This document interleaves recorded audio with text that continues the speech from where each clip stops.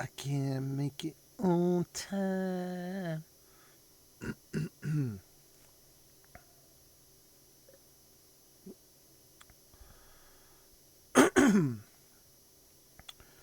Well, ladies and gentlemen, it appears we have arrived on the scene. And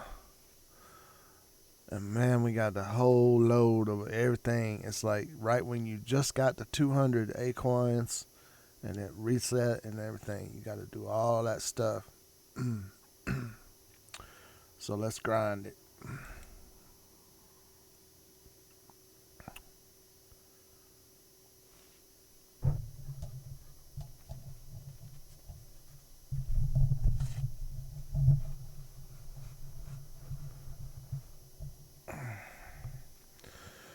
All right. Oh, that's much better.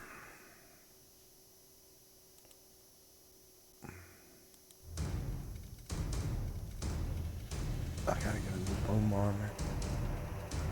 Send me some money. I'm putting these things up.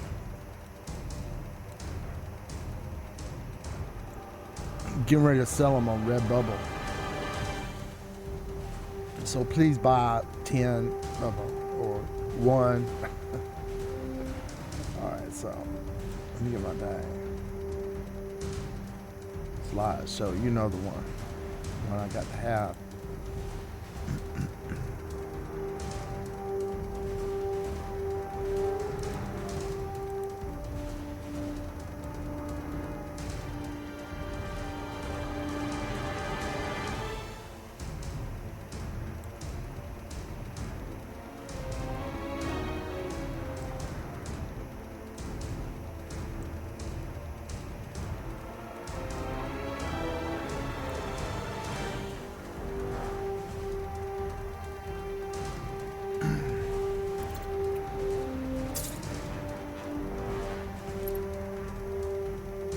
Tickets.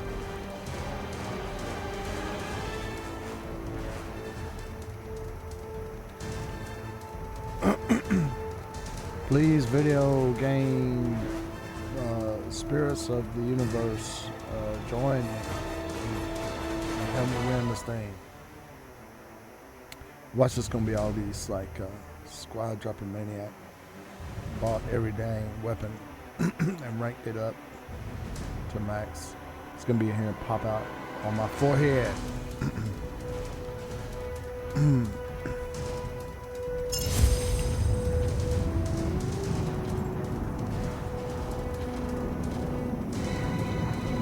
Oh, Brock Chunk killed me so many times.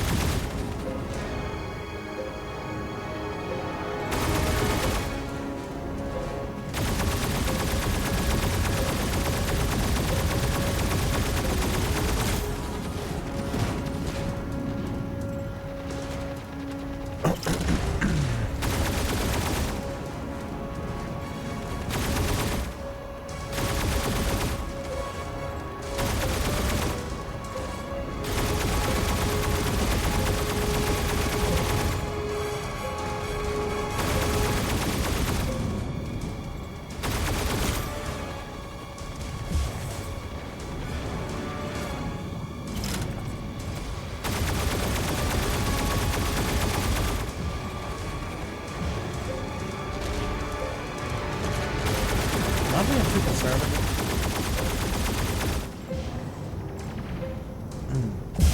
Oh, so much for that heal.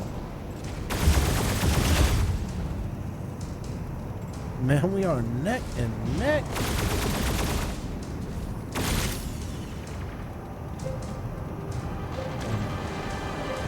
I do not like that spot. I played in there a bunch. I don't know.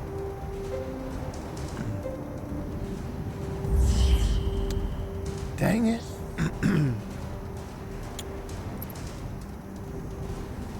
least I made it through the whole round.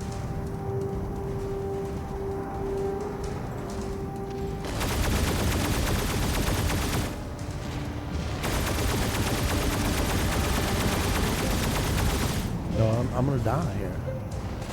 I don't like it. Oh, stop.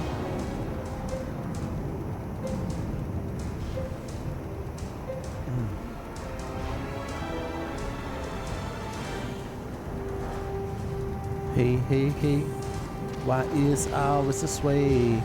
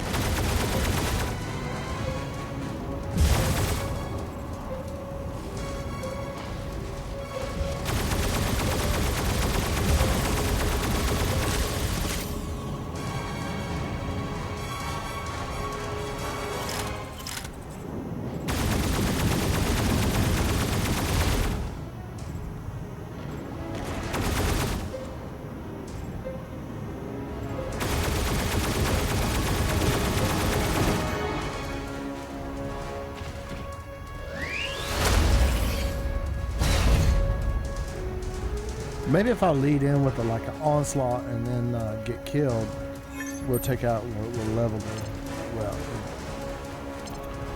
Man, what a way to start a 5 versus 5 deathmatch.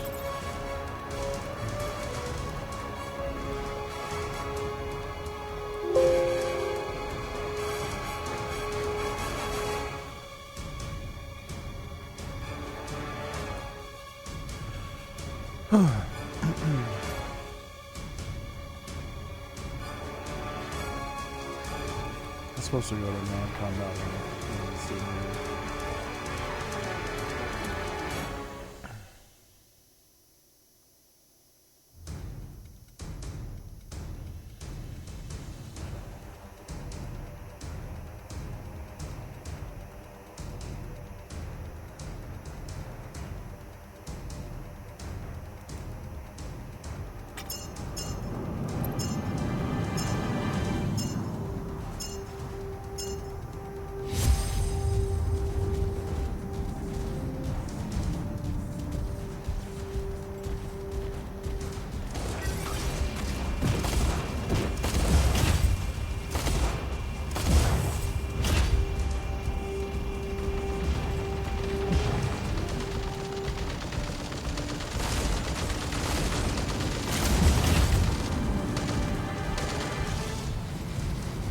Yeah, I think that helps.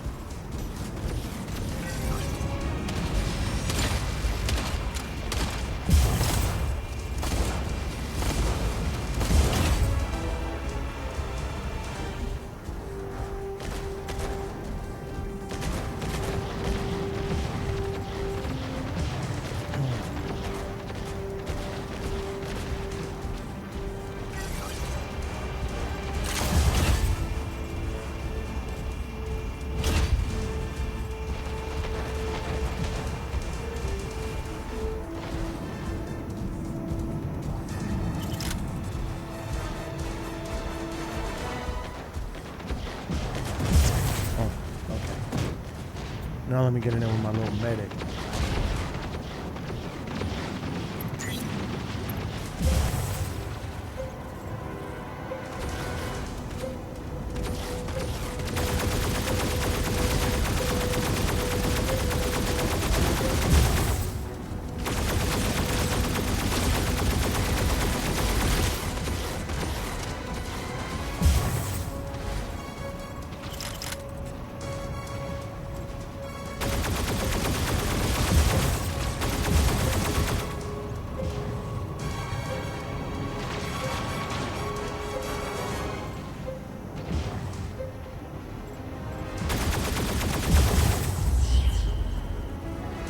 There we go.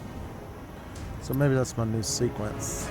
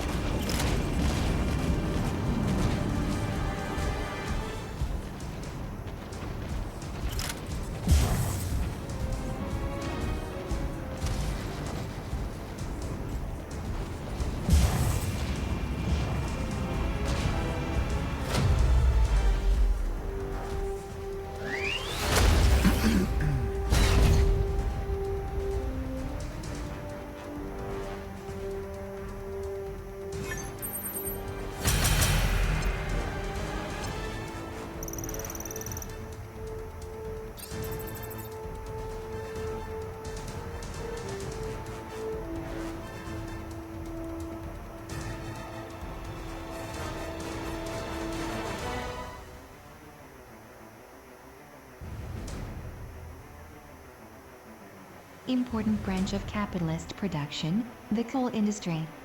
We have already mentioned the strong concentration of this branch in Poland. The product extracted annually is as follows: 143. In the southern Russian region in Poland, coal inputs from one pit from one shaft, 678,007,500,000 plus 1.06%. 240,000 2,985,000 plus 144%. Here and below we compare the Polish coal fields with those in southern Russia in particular, because that is where Russia's biggest coal reserves are, and they are the most important for the future. A corresponding relationship is discovered when the quantity of production, the number of workers employed, and the steam power use are compared. 144. 1,890. Steam power. Russia, southern Russia region, Poland. 6,701, 5,856, 10,497. Workers, 30,077, 25, 167, 8,692. Production, in millions of goods, 213.41, 83.2, 150.8. Thus, while in Poland, in 1,890, one worker extracted 17,348 poods of coal. In Russia the amount was only 7,096 poods per worker, and in the southern, the industrial development of Poland 47, Russian region in particular, 7,281 poods, approximately 2.5 times less than in Poland. Steam power amounts to Russia, South Russian district, Poland. For every 1,000 workers, 223, 233, 100%, 1,208, plus 419%. For every shaft 8, 202. From 1,890 to 1,894, the amount of steam power in Polish mining rose by more than 50%, from 10,497 to 15,934.145. Of other important branches of industry, we want to single out the sugar industry. sugar beet growing itself is carried on in a significantly more rational way in Poland than in the two Russian sugar production regions. For example, the average beet harvest per deciton in the years 1882-90 was 146. Central Russia, Southwestern Russia, Poland 73.2-125.3 Berkovets 80. 1-114.4 Berkovets 88.0-127.6 Berkovets. In the year 1895. Central Russia, Southwestern Russia, Poland 51. 1-117.4 Berkovets 90.0-121.2 Berkovets 94.3-144.5 Berkovets. Likewise, the quality of the Polish beet is much higher than the Russian. The sugar content of the juice and its purity are 147. 1890-91, Southwestern Russia, Central Russia, Poland. Sugar content in juice. Purity 13.49%, 13.63%, 14.81%, 80.85%, 78.94%, 85.20%. A deciton is 2,700 acres. TA Berkovet measures mass and weight in Old Russian. 1 Berkovet is equal to about 163.8 kilograms. 48 Volume I, Economic Writings 1, the same superiority of Polish technology is shown by the higher yield of white sugar from the beet juice and the lower yield of molasses 148. Indiana, 1881-82 to 1890-91. This was on average. Central Russia, Southwestern Russia, Poland white sugar, 7.0 to 9.47%, 7.7 to 10.48%, 8.2 to 11.39%. Molasses, 3.29 to 4.24%, 3.60 to 4.31%, 1.53 to 2.28%. Finally, the utilization of processing byproducts is far more intensive and more widespread in the Polish sugar industry than in the Russian. In 1890-91, of 182 factories in the central and southern regions, 10 of 125 osmosis devices conducted the extraction of sugar from molasses by osmosis. Of 40 factories in Poland, 24 had 206 osmosis devices. The above comparative analysis of the most important conditions of production shows that Polish industry is considerably better equipped than Russian and especially Central Russian industry. Certainly it is a well-established fact that the Moscow region for its part has an important advantage in the cotton industry, namely the abundance of water, while in this respect the L60 region suffers from a tremendous shortage, as has been mentioned. On the other hand, Poland lags behind in one of the most important branches of the economy, the iron industry, relative to the natural wealth of Russia, so that it must obtain part of the ore and likewise coke for its iron works from the southern Russian region. In addition, metal production in the Donbas region is also much more concentrated than in Poland. It is furthermore true that Moscow is located much closer than Poland to the important market outlets for the textile industry, the eastern part of Russia and Asia. However, the advantages that we find in every branch on the Polish side, more capable labor power, cheaper fuel, higher technology in the production process and trade, could in our opinion outweigh numerous advantages of Russian industry. For all the cited factors have an invariant significance, indeed become more decisive in the competitive struggle with every passing day. How very much the significance of industry's distance from markets has already receded into the background, compared with its technical superiority, was recently proved by the amazing spread of the sale of German products in England, and even in the English colonies. Within one and the same customs zone, of course, the outcome of competition in the market depends to a still greater degree on the stage of development of production, that is, on just those factors that Polish industry has on its side. This is confirmed, among other things, by the fact that the Polish iron industry, for example, despite the relative lack of natural advantages, which has been mentioned, is offering intensely bitter competition to the iron industry in southern Russia and is developing. the industrial development of Poland 49, along with the southern Russian iron industry, more rapidly than in any other region of the Empire 149.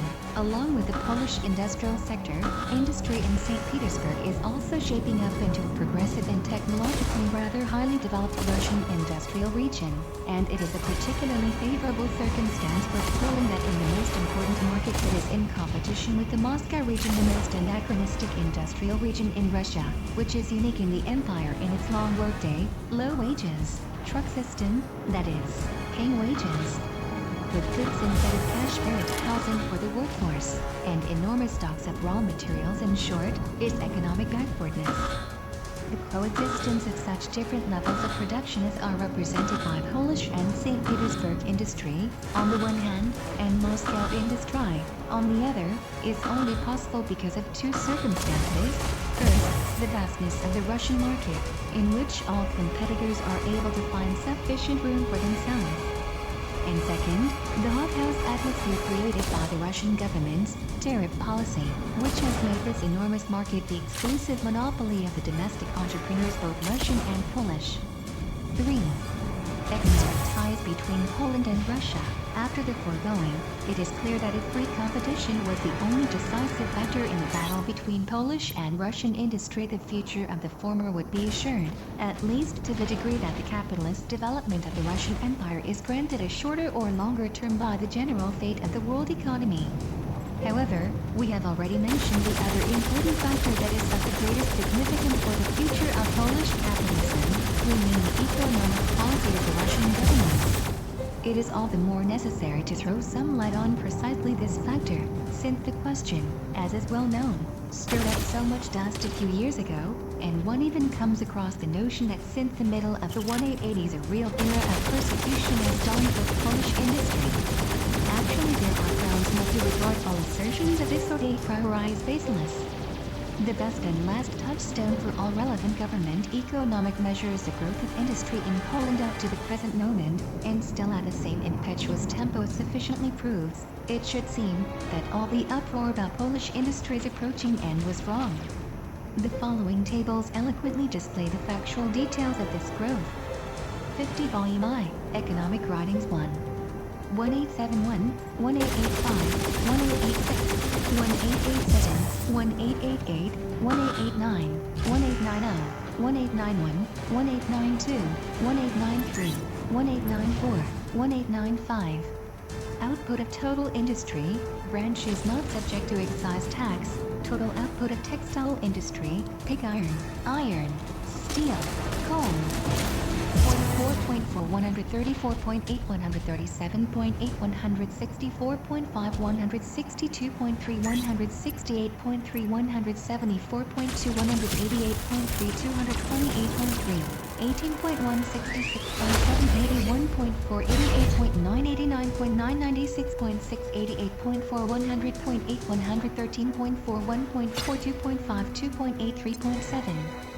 4.8, 5.4, 7.4, 7.5, 9.0, 9.9, 10.7, 11.3, 0.9, 4.2, 4.6, 3.8, 3.2, 4.0, 4.1, 4.4, 3.7, 3.5, 3.8, 3.6, 2.4, 3.1, 3.0, 3.1, 2.4, 3.4, 3.0, 4.0, 5.4, 6.2, 7.9, 12.6. 109.3, 120.0, 121.1, 147.3, 151.1, 150.8, 158.8, 176.0, 192.1, 202.4, 221.8. In millions of rubles and millions of quotes. As can be seen from the above table, the growth in the 7-year period 1885-92 amounted to 69% in industry as a whole, 70% in the textile industry, specifically 40% in cotton spinning and weaving, 77% in the wool and cloth industry, 101% in all other branches. In mining over the 10-year period 1885-95, 352% for pig iron, 229% for steel, 103% for coal. Only in the production of iron do we see a decline of 14%, as in recent times a vigorous development of steel production at the expense of iron production becomes observable in Poland and southern Russia.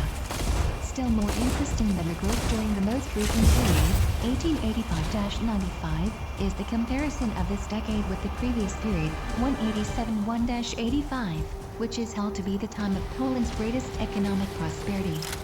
The increase, in absolute numbers, amounted to. France is not subject to excise tax in the 14-year period 1871-85, in the 7-year period 1885-92, in the 10-year period 1885-95. Textile pig iron industry. In millions of rubles. 90.4 93.5. 48.6 46.7. Iron. Steel. Coal. In millions of boots. 1.1. 5.7. 96.7. 8.8. 4.9. 112.5. Thus, in view of the above figures, not only does speculation about the incipient decline of Polish industry rest on complete ignorance of the facts, but it is clear, on the contrary, that industry has grown more in the last 7 to 10 year period than in the preceding 14-year period. This becomes most clear when we, the industrial development of Poland 5.1, calculate the growth in both periods by year. The average yearly growth in the later period was greater than the preceding one. Specifically, 107% in industry as a whole, 90% in the textile industry, 120% in the production of iron and steel, of coal 63%, of pig iron 102%. On the other hand, at the end of the first part of our work we also cited Polish industry's recent conquest in Russian and Asian markets into the 1890s. The body of Polish capitalism thus seems to exhibit not one symptom that would justify the claim that it is pining away from some internal malady. On the contrary, the much cried over England grows and blooms as splendidly as on the first day, but because the question was once raised and for years agitated public opinion in Poland, and also because it is interesting and important enough in itself, it seems appropriate to go into this question more fully and, by a thorough examination of the subject, derive an explanation of what the situation is and can be with regard to the economic policy of the Russian government in general and for Poland specifically. With regard to all the statements we have mentioned or quoted about the anti-Polish policy of the Russian government, it is characteristic that they are based exclusively on particular measures and decrees, sometimes in the sphere of custom policy, sometimes in the auxiliary rate system. But it is obvious that no real understanding of government policy can be reached by this road. For first of all, what is being referred to in the case at hand is a most extremely variable quantity. A tariff imposed today, or a railroad rate introduced today, will be lifted tomorrow. This is, in fact, what happened. For example, with a differential tariff on raw cotton, which amounted to 15 kopecks in gold more on the Polish border than at the rest of Russia's borders. When it was introduced in 1887, a wail-off lamentation went up among the Polish cotton factory owners, and it was said that Polish industry had received its death blow. The differential tariff also played the leading role as proof that the era of persecution had begun, and it was denounced at every opportunity. But then this tariff difference was once again lifted in the year 1894, on the grounds of Russian-German trade agreements, making way for a single tariff on cotton at all Russian borders. The same was the case with the differential tariff on coal and coke at the western border, which was frequently represented as a measure aimed directly against the Polish iron industry. See Schultz-Gabernitz, Der Nationalismus in Russland und seine Wirtschaftlichen Träger. Pages 347 and after him the English Blue Book, Vol. X, pages 9. But in 1894 this dairy brought the fee reduced by half. In the same way, railroad rates were changed in part every year, indeed sometimes even more frequently. Thus the actual tariffs and rail rates by themselves do not provide a firm support from which to gain insight into Russia's economic policy. To provide a thorough understanding of this policy, it is necessary to disregard particular measures for the present, to look deeper into the economic relations of Poland and Russia on the one hand and their political interests on 5.2 Volume 9. economic writings one, the other, and to seek to derive from this the economic policy of the latter. Only by following the guidelines as obtained will it be possible to trace the particular measures of this policy back to their real significance. First of all, then, what is the nature of the economic ties between Poland and Russia? If one were to form an opinion under the immediate impression of the L60Z Moscow entrepreneurs' battle, one would be inclined to assume that the Polish and Russian bourgeoisies form two completely separate fronts, whose interests are directly counter to one another at every point and who battle against each other using all available means. Such a notion would nonetheless be utterly wrong. What precludes such a sharp difference in interests from the outset is the thoroughgoing division of labor that exists between the industries of these two countries. As we have seen, Poland is for Russia a source of supply for yarn, machines, coal, etc., while Russia furnishes Poland with raw wool, raw iron, coke, and cotton. Such a relationship already presupposes that the interests of some Polish manufacturers coincide with the interests of Russian raw materials producers, and that the interests of some Russian manufacturers coincide with those of Polish producers of half-finished goods. This is confirmed by abundant data. The producers of South Russian wool, the planters of Central Asian cotton, exercise pressure on the system of railroad rates in their own interest to keep transport of the raw product to the Polish manufacturers as cheap as possible. Russian wool weavers likewise seek to encourage the transport of Polish yarn to Russia as much as possible, etc., etc. Furthermore, from the fact that the battle between the manufacturers and the producers of raw materials and half-finished goods is fought out in the sphere of the common tariff policy of the two countries, it follows that the battling parties from Poland would often unite with those from Russia in order to march, hand in hand, with the national enemy against their own brothers. The history of Russian-Polish industry provides examples in quantity. In the year 1850, for example, the Russian government, under the pressure of joint petitions by Polish and Russian wool weavers, reduced the tariff rate on wool yarn. But no sooner had this happened than Polish and Russian spinners, in a touching accord, beseeched the government to again push up the tariff rate on yarn, which happened in 1867 while beginning in 1882. The government was solicited by the machine producers to increase the tariff on foreign machinery. In this connection the initiative was that of the Riga manufacturers, who were followed by the others in Warsaw, Kiev, Kharkov, and Odessa with great unanimity. 52. However, when the government had obeyed this wish and increased the tariffs on machinery, a storm of petitions arose from the landed proprietors, again from all over the empire without differentiation, against the increased price of agricultural machinery. The industrial development of Poland 5-3, just these two examples give us quite a different picture of the relationship between the Polish and Russian bourgeoisies, in their collective endeavors as in their competitive ones. Neither of the two national capitalist classes appears from the inside as a closed phalanx, but on the contrary as fissured, torn by conflicts of interest, split by rivalries. Yet, on the other hand, these different groups, unmindful of the national quarrel, reach out their hands to one another in order to deal their own countrymen an opportune blow to the wallet in the glorious prize fight for profits. Thus it is not national but capitalist parties that are found opposed on the industrial chessboard, not Poles and Russians, but spinners and weavers, machine producers and landowners, and on the flags waving over the combatants one sees not the one-headed and two-headed eagles, but only the international emblem of capitalism. Finally, the government unexpectedly appears in the strange role of an indulgent mother, who impartially hugs all her profit-making children to her broad bosom, even though they are constantly squabbling with each other, and seeks to appease now the one, now the other, at the expense of the consumers. The above phenomena recur countless times in history of Polish and Russian industry, and are of such decisive importance for the question under consideration here that it is well worthwhile to give a few more typical cases as examples. It is, for example, most highly instructive to observe how the two main opponents, the entrepreneurs of the L60Z and Moscow districts, whom one would be inclined to accept as representatives of the interests of, respectively, the Polish and Russian bourgeoisies as a whole, try at every opportunity to trick out the other industrial districts of their own countries. Thus the L60Z cotton manufacturers, in their above-mentioned polemic, seek to turn the jealousy of the Moscow manufacturers away from themselves and toward the old Polish wool industry district of Białystok.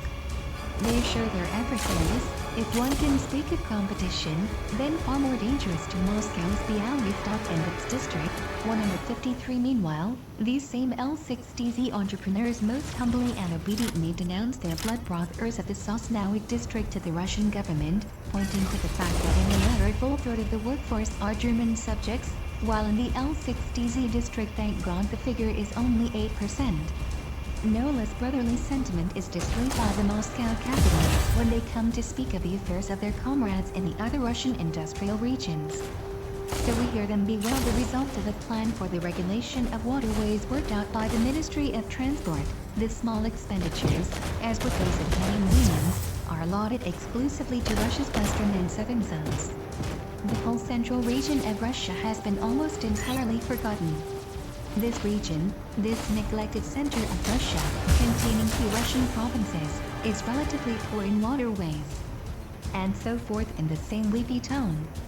154. Here the jealousy of one-headed and two-headed eagles symbolize Poland and Russia, respectively. 54. Volume I, Economic Writings 1, the Moscow capitalist gushes forth with impartiality and true internationalism against all other industrial districts in the empire without distinction, against Poland and the Volga region, against the Baltic provinces and the Dnieper region. The following example shows how elastic the notion of national solidarity and the fatherland can be for the Polish capitalists under certain circumstances. In the year 1887, a large Warsaw steel factory was relocated to Yekaterinoslav province in southern Russia, to be nearer to sources of supply of raw iron and coke. 2 years later, its owners, Polish capitalists together with the English, Belgians, Russians, etc., who hold the iron district of southern Russia under their domination, sent a most humble and obedient petition to the government in which they complained about the advantages of Polish iron industry and the competition from that quarter and begged for an increased railroad rate on Polish iron for the protection of the fatherland's industry, this time, the industry in southern Russia. Last, a classic example of the situation was provided in recent years by the question of the railroad rates for grain. In 1889, new, strongly differential rates were introduced for grain as part of the general regulation of the empire's rail system, to facilitate exports to other countries from the provinces lying deep in the interior Russia. However, the result was that masses of grain and flour from the cities of the interior, particularly the Volga region, were sent to the regions lying near the border, thus bringing on rapid fall in the price of grain in the southern provinces on the Black Sea, in the Baltic provinces, and finally in Poland. Injured in their most virtuous sentiments, the landowners in all these parts of the empire cried bloody murder, most of all the Polish landowners, who in the beginning tried to take this opportunity to again step forward in the name of all Poland, oppressed by cheap grain. Yet hardly was their national defense crowned by success in the execrated railroad rate partially annulled in the beginning of 1894, when a group of Polish entrepreneurs and merchants entreated the Department of Railroads in St. Petersburg, by telegram, to maintain the earlier rate in order, as they put it, not to make bread more costly for the people running at 55. That scene shifted from moment to moment, and from a fight between 2 national parties, the question of the railroad rate for grain turned into a dispute between the landed proprietors and the industrialists in Poland. Here the latter marched together with the Russian landowners of the central provinces, while the Polish landowners took the field jointly with the Russian landowners of all the border districts 156. This motley grouping of interests was particularly evident in the deliberations on grain tariffs in St. Petersburg in October 1896. On the one side stood the representatives of the Volga district, whose case, as we have seen, was that of Polish industrialists. On the other side, the landed proprietors of Livonia, Vitebsk, Odessa, the Polish landowners, and also, what is more, the industrial development of Poland. 55, interesting, the landowners of the Moscow district. Here Poles and Muscovites appeared on the best of terms, and the Polish landowners and rulers declared themselves in full agreement with the program of Prince A.G. Sherbetov, the chairman of the Moscow Agricultural Society 157, almost as if to underline the conflict of interests between industry and agriculture in Poland itself. On the other hand, Chairman Maximil, of the Polish representation, among others, objected, if Poland were permitted to sell its factory products unhindered in the Russian interior, then it would be highly inconsistent to forbid access to Poland to agricultural products from the interior of Russia. 158. After the citation of the above examples, which we do not want to pile too high, it ought to be regarded as a proven fact that the interests of the Polish and Russian entrepreneurial groups absolutely do not contradict each other on all points, that, much more often, they tend to mesh together. But also, on the whole, Polish industry is tied up with several important sections of the Russian bourgeoisie by a solidarity of interests, above all with the two most important factors of economic life, the institutions of transport, on the one hand, and those of credit and trade, on the other. It is obvious that the development of Polish industry and, together with this, of the Polish market in Russia is directly in the interests of Russian credit, commissions, and railroad corporations. To again pull out only two from the abundance of striking examples, the administration of the Russian rail line from Ryazan to the Urals turned to the Warsaw on freight greeners in the fall of 1894 with an offer to hand over space in all its stations, free of charge, so that the Polish factory owners could have permanent displays of goods there to encourage Poland's market in the Volga region. 159. Thus, while the Moscow factory owners wanted to do battle with their Polish competitors over every market in Russia, the Russian railroad corporations invited the same Polish competition to forge ahead with its goods as deeply as possible into the interior of Russia. Another characteristic case took place recently as a result of the new tariff on cotton. As long as the above-mentioned difference in customs rates was maintained on the western border, the L6DZ factory owners, in order to get around the troublesome tariff, got their cotton via Lipau and Odessa, that is, by means of Russian railroads. When the customs difference was annulled in 1894, cotton transport returned to the old land routes, Bremen, Alexandrovo, and Trieste-Granica, thus German and Austrian railroads. Now the latter used this opportunity to st very low freight rates for cotton and so to monopolize this transport for themselves at the expense of the Odessa L6 dozens line. The loss of transport, however, hit the Russian railroads hard, and so the department, the Moscow Agricultural Society, was founded in 1819 as a forum to discuss agricultural policy. Most of its members came from the conservative, landowning nobility. Leading members of the society, such as Sherbetov, advocated the elimination of the peasant communes and the establishment of private property and a market economy. 56 Volume I, Economic Writings 1, of Railroads in St. Petersburg Railway has recently turned to the Lodz factory owners with the question of how much to decrease the freight rates on the Russian lines so that cotton transport would once more go via Odessa. The Lodz factory owners dictated a rate decrease of 30%. 160 Likewise, the Russian banks, in their own interest, are promoting Polish sales in Russia whenever possible. 161 Once again, national builders clash with capitalist interests, and what the national battle might want to tear asunder is nevertheless firmly bound together by capitalist interest. Finally, there is another area in which the most touching harmony of interest prevails between the whole Polish and the whole Russian bourgeoisie, where they are of one heart and soul, the jealous protection of the profit sought in the domestic market from foreign competition. One can encounter in one section of Western European press the view that the Polish entrepreneurs are greater believers in free trade than the Russian. Nothing could be more mistaken.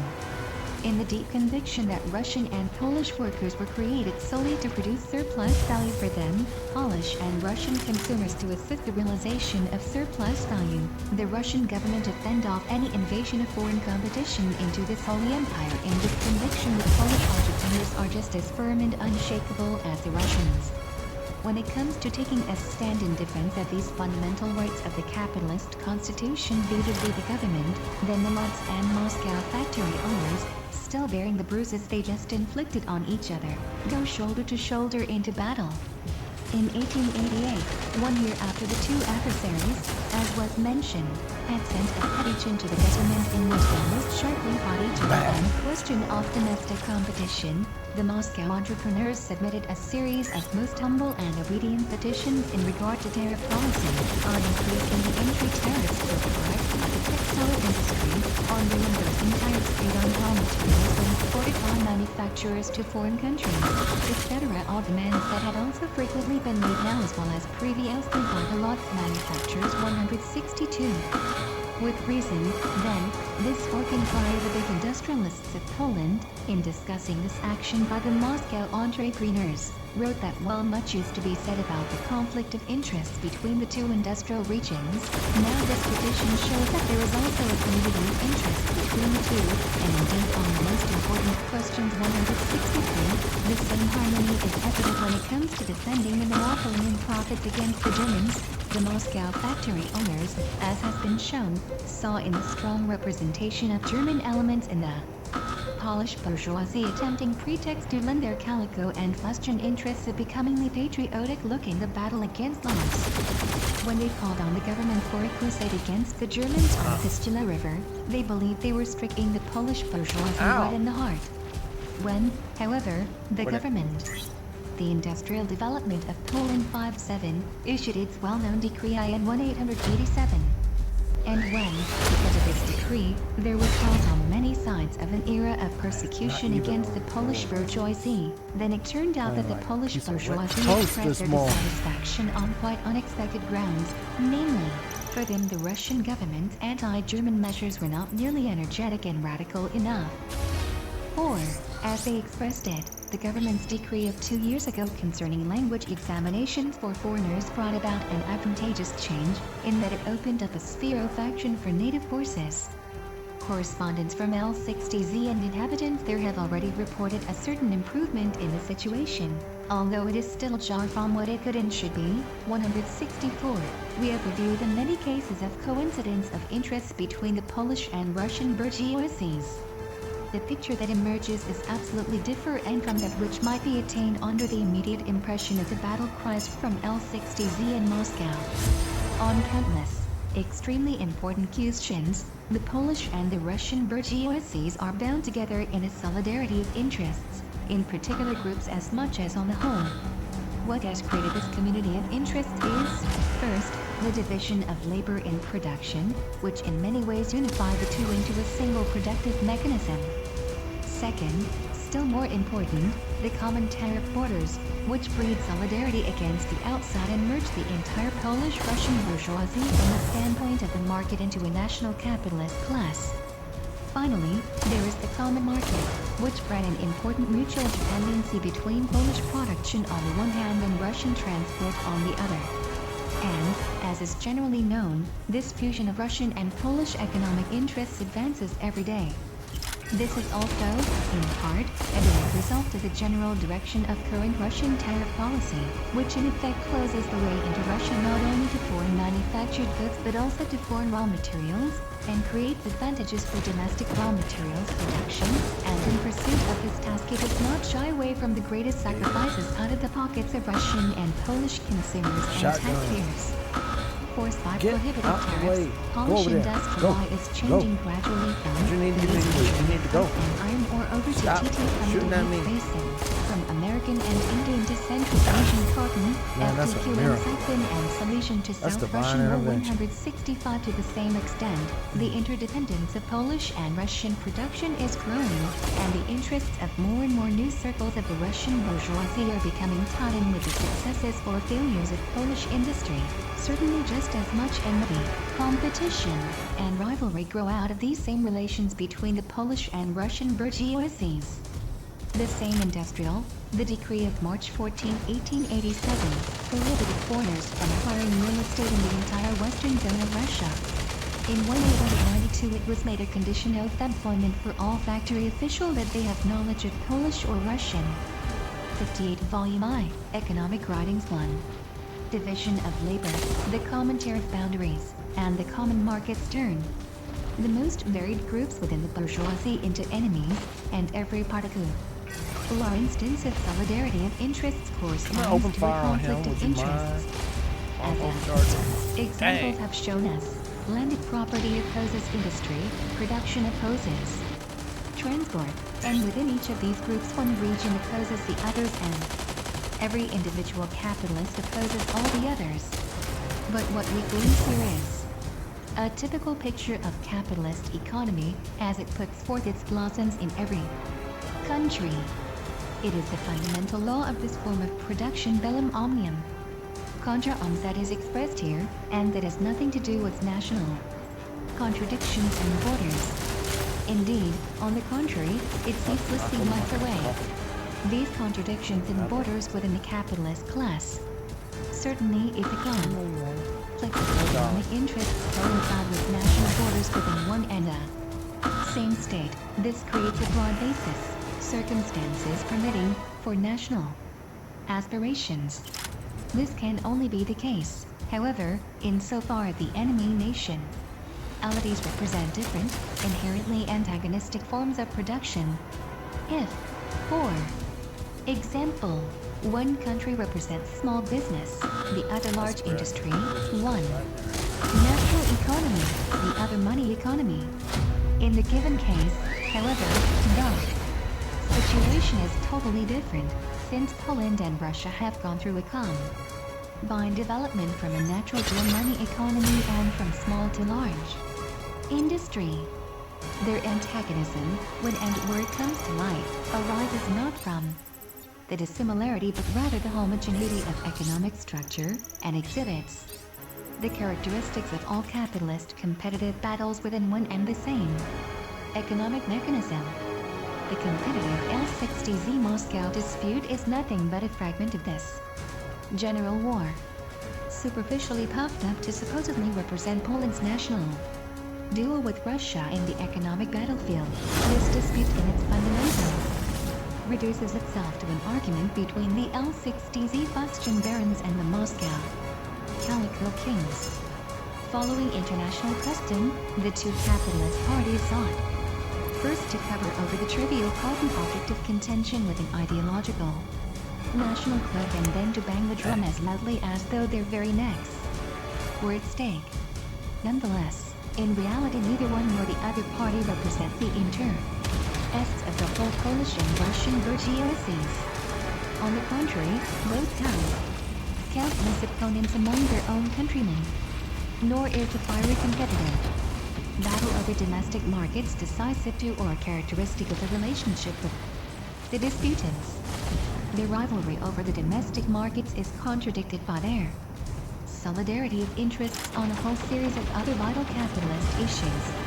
In the entire capitalist development of Poland and Russia, which proceeds from an ever stronger bond between the production and exchange of the two countries, the L60Z Moscow cotton dispute plays an infinitesimally tiny role in a war of all against all. The industrial development of Poland 5-9. One is not led astray by the behavior of the squabbling entrepreneurs and keeps the wider perspective of the whole capitalist chessboard in view. 166. Only now, from the basis of these material interests, can the economic policy of the Russian government be evaluated and explained. Russia's main concern since the 1870s, as is well enough known, is the promotion of capitalism. To this end the prohibitive tariff policy is followed. The hothouse atmosphere of monopoly prices and profits created in the empire, the costly means of transport wealth, subsidies and free means of water to needy capitalists, etc., etc. From this standpoint, the development of capitalism in Poland, just as in other parts of the empire, appears as partial realization of the government's own program, its retrogression as a thwarting of this program. But still more You could important heal me than if the you Russian wanted to. government's own Okay. economic designs are the objective tendencies of the Russian economy. The bourgeoisie, promoted and protected by the government, already plays a significant role in Russia. The government must now seriously reckon with the bourgeoisie's interests, but also wants to carry through its own. However, the interests of the Russian bourgeoisie, as has been shown, are interwoven with those of the Polish bourgeoisie in the most diverse ways. There is no point at which Polish industry could be dealt a serious and lasting body blow without at the same time grievously wounding the vital interests of one or another group of the Russian bourgeoisie. The notion that Russia is destroying or could destroy Polish capitalism assumes that Russian economic policy could be made the exclusive tool of the interests of the handful of Moscow calico manufacturers, an assumption based on a misunderstanding of the nature of the bourgeoisie just as much as of the nature of the capitalist government. Given the splits and contradictions of interest within the capitalist class, the government can represent the interests of the latter only as a whole. It cannot continually take the standpoint of any particular group of the bourgeoisie without being forced away from this standpoint again by the opposition of the other groups. Even the Russian government, although absolutist, is no exception to this rule. For even in Russia, the bourgeoisie is a political tool of the government only to the extent that the government is the tool of the bourgeoisie's economic interests. Were the absolutist Russian government to make itself exclusively the lawyer for the Moscow cotton interests and trample on Polish and therefore Russian capitalist interests for this purpose, it could not help but call forth strong bourgeois opposition to the government in Russia itself. The end result of such a policy could even be efforts by the Russian and Polish bourgeoisies for a reform government that would know how to safeguard their interests as a whole better than the existing regime. It is from this, the footnote to this sentence in another instance in which Luxemburg added material after the May 1897 approval of her dissertation. This July 1897 edition, for the book version author doctoral thesis, is apparently from the Russian language newspaper of Trade and Industry, or more literally, Commercial Industrial Gazette. 60 volume I, Economic Writings 1, Direction. Then, that the question of the future of Polish capitalism is decided. Were it to be injured by the Russian government, the government's efforts would fall to pieces through the violent opposition of the bourgeoisie in Russia and Poland. From this standpoint, we can also reduce the whole question of the alleged persecution of Polish industry to its true value.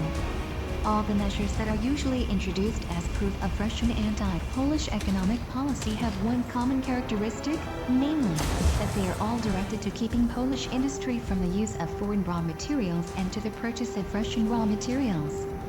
This was the case with the differential tariffs on cotton, on coal, on raw iron. All these measures were proclaimed not for the advantage of Russian industries competing with Poland and not with the purpose of destroying Polish industry, but to the advantage of Russian raw materials production, which was also tied to Polish industry, and with the purpose of achieving a particular configuration of Polish industry. Precisely the same Russian interests that called for these measures would form the greatest obstacle to a government policy directed at the destruction of Polish industry. Yet from the same necessity of satisfying all the so very contradictory interests of the different groups of the bourgeoisie, there arises for the government the necessity of moving in an increasingly zigzag course in its economic policy. All laws of the capitalist method of production are merely laws of gravity. That is, laws that do not move in a straight line on the shortest route, but on the contrary proceed with constant deflections in contrary directions. The government's general policy of promoting capitalism, correspondingly, can only be realized as it favors now this capitalist faction, now that.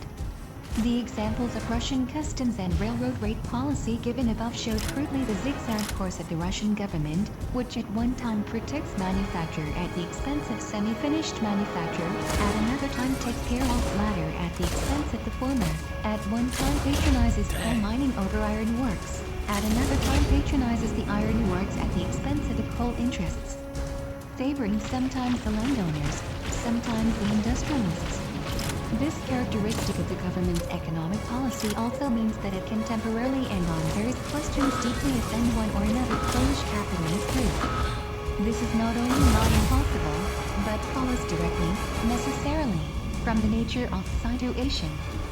The differential railroad rate for grain, etc., was of this time.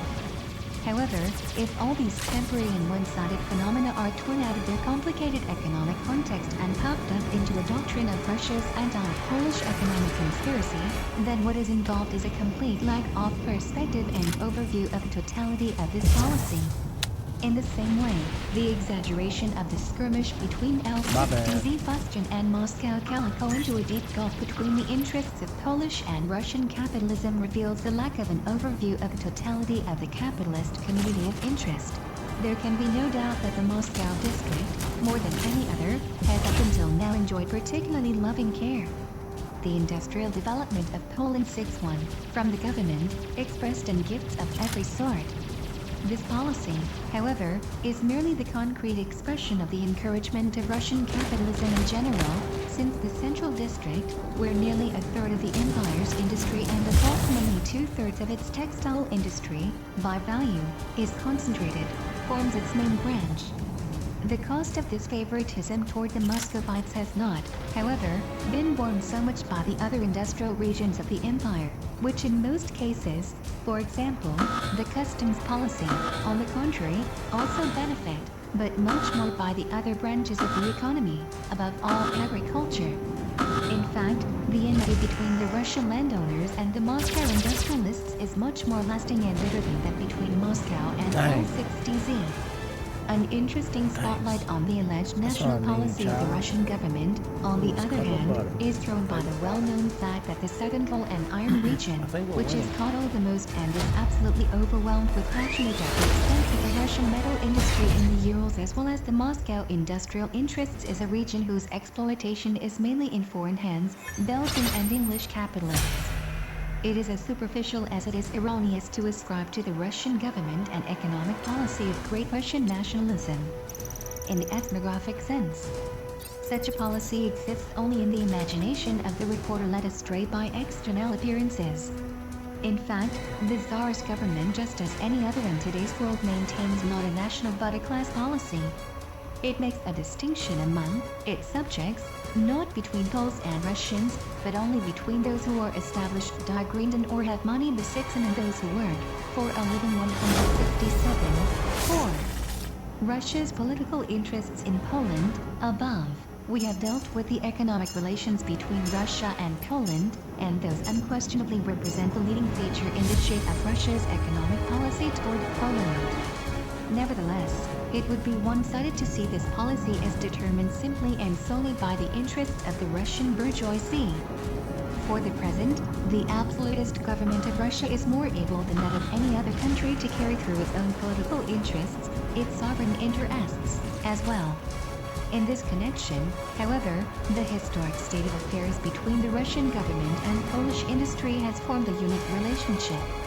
It is easy to see that absolutism's interests in terms of Poland are based above all on maintaining and codifying the annexation.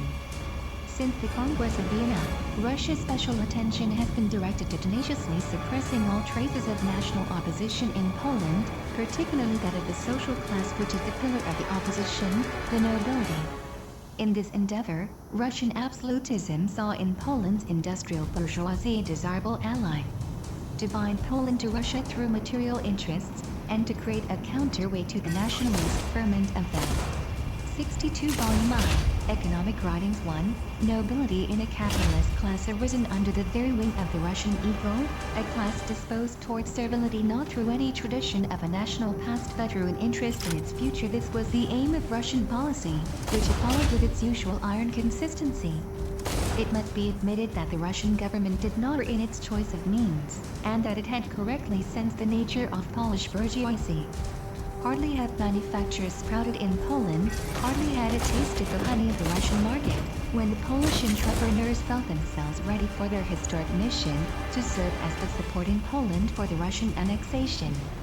Already in 1826, the Polish finance minister Franciszek Solidowski was delegated to St. Petersburg with the most humble entreaty to completely abolish the customs border between Russia and Poland, so that the two countries would indeed form a single whole and Poland belong to Russia. 168. In this declaration, the entire political program of the Polish bourgeoisie was stated concisely, the complete renunciation of national freedom in exchange for the mess of pottage of the Russian market. Since that time, the Russian government has never ceased supporting the Polish bourgeoisie. We have cited the long list of laws that have been issued since the 1820s to aid industrial colonization of Poland and the development of manufacture, the Iron Fund for the subsidy of industry, the establishment of the Polish Bank, endowed with every conceivable privilege, etc., etc. This policy was most energetically maintained in the later period. Even in the time of Nicholas I, we see the Russian government issuing new decrees to the same effect. Nothing was neglected which might transform the noble, rebel News Pole into a capitalist, tame Pole. and the Polish bourgeoisie show that it possesses a grateful heart, for it has never ceased to thwart and betray national stirrings in Poland with all its might. Its disgraceful conduct in the Polish uprising supplies sufficient evidence of this fact. The most important milestone of this tendency in Russian policy was the abolition of Russian-Polish customs border in 1851. A historian intimate with the pertinent archives of the Russian government and the best authority on the history of Russian customs tariffs, the Russian author Lodizensky, wrote on the subject. The lifting of the customs line between the empire and the kingdom was primarily the result of motives of a political character.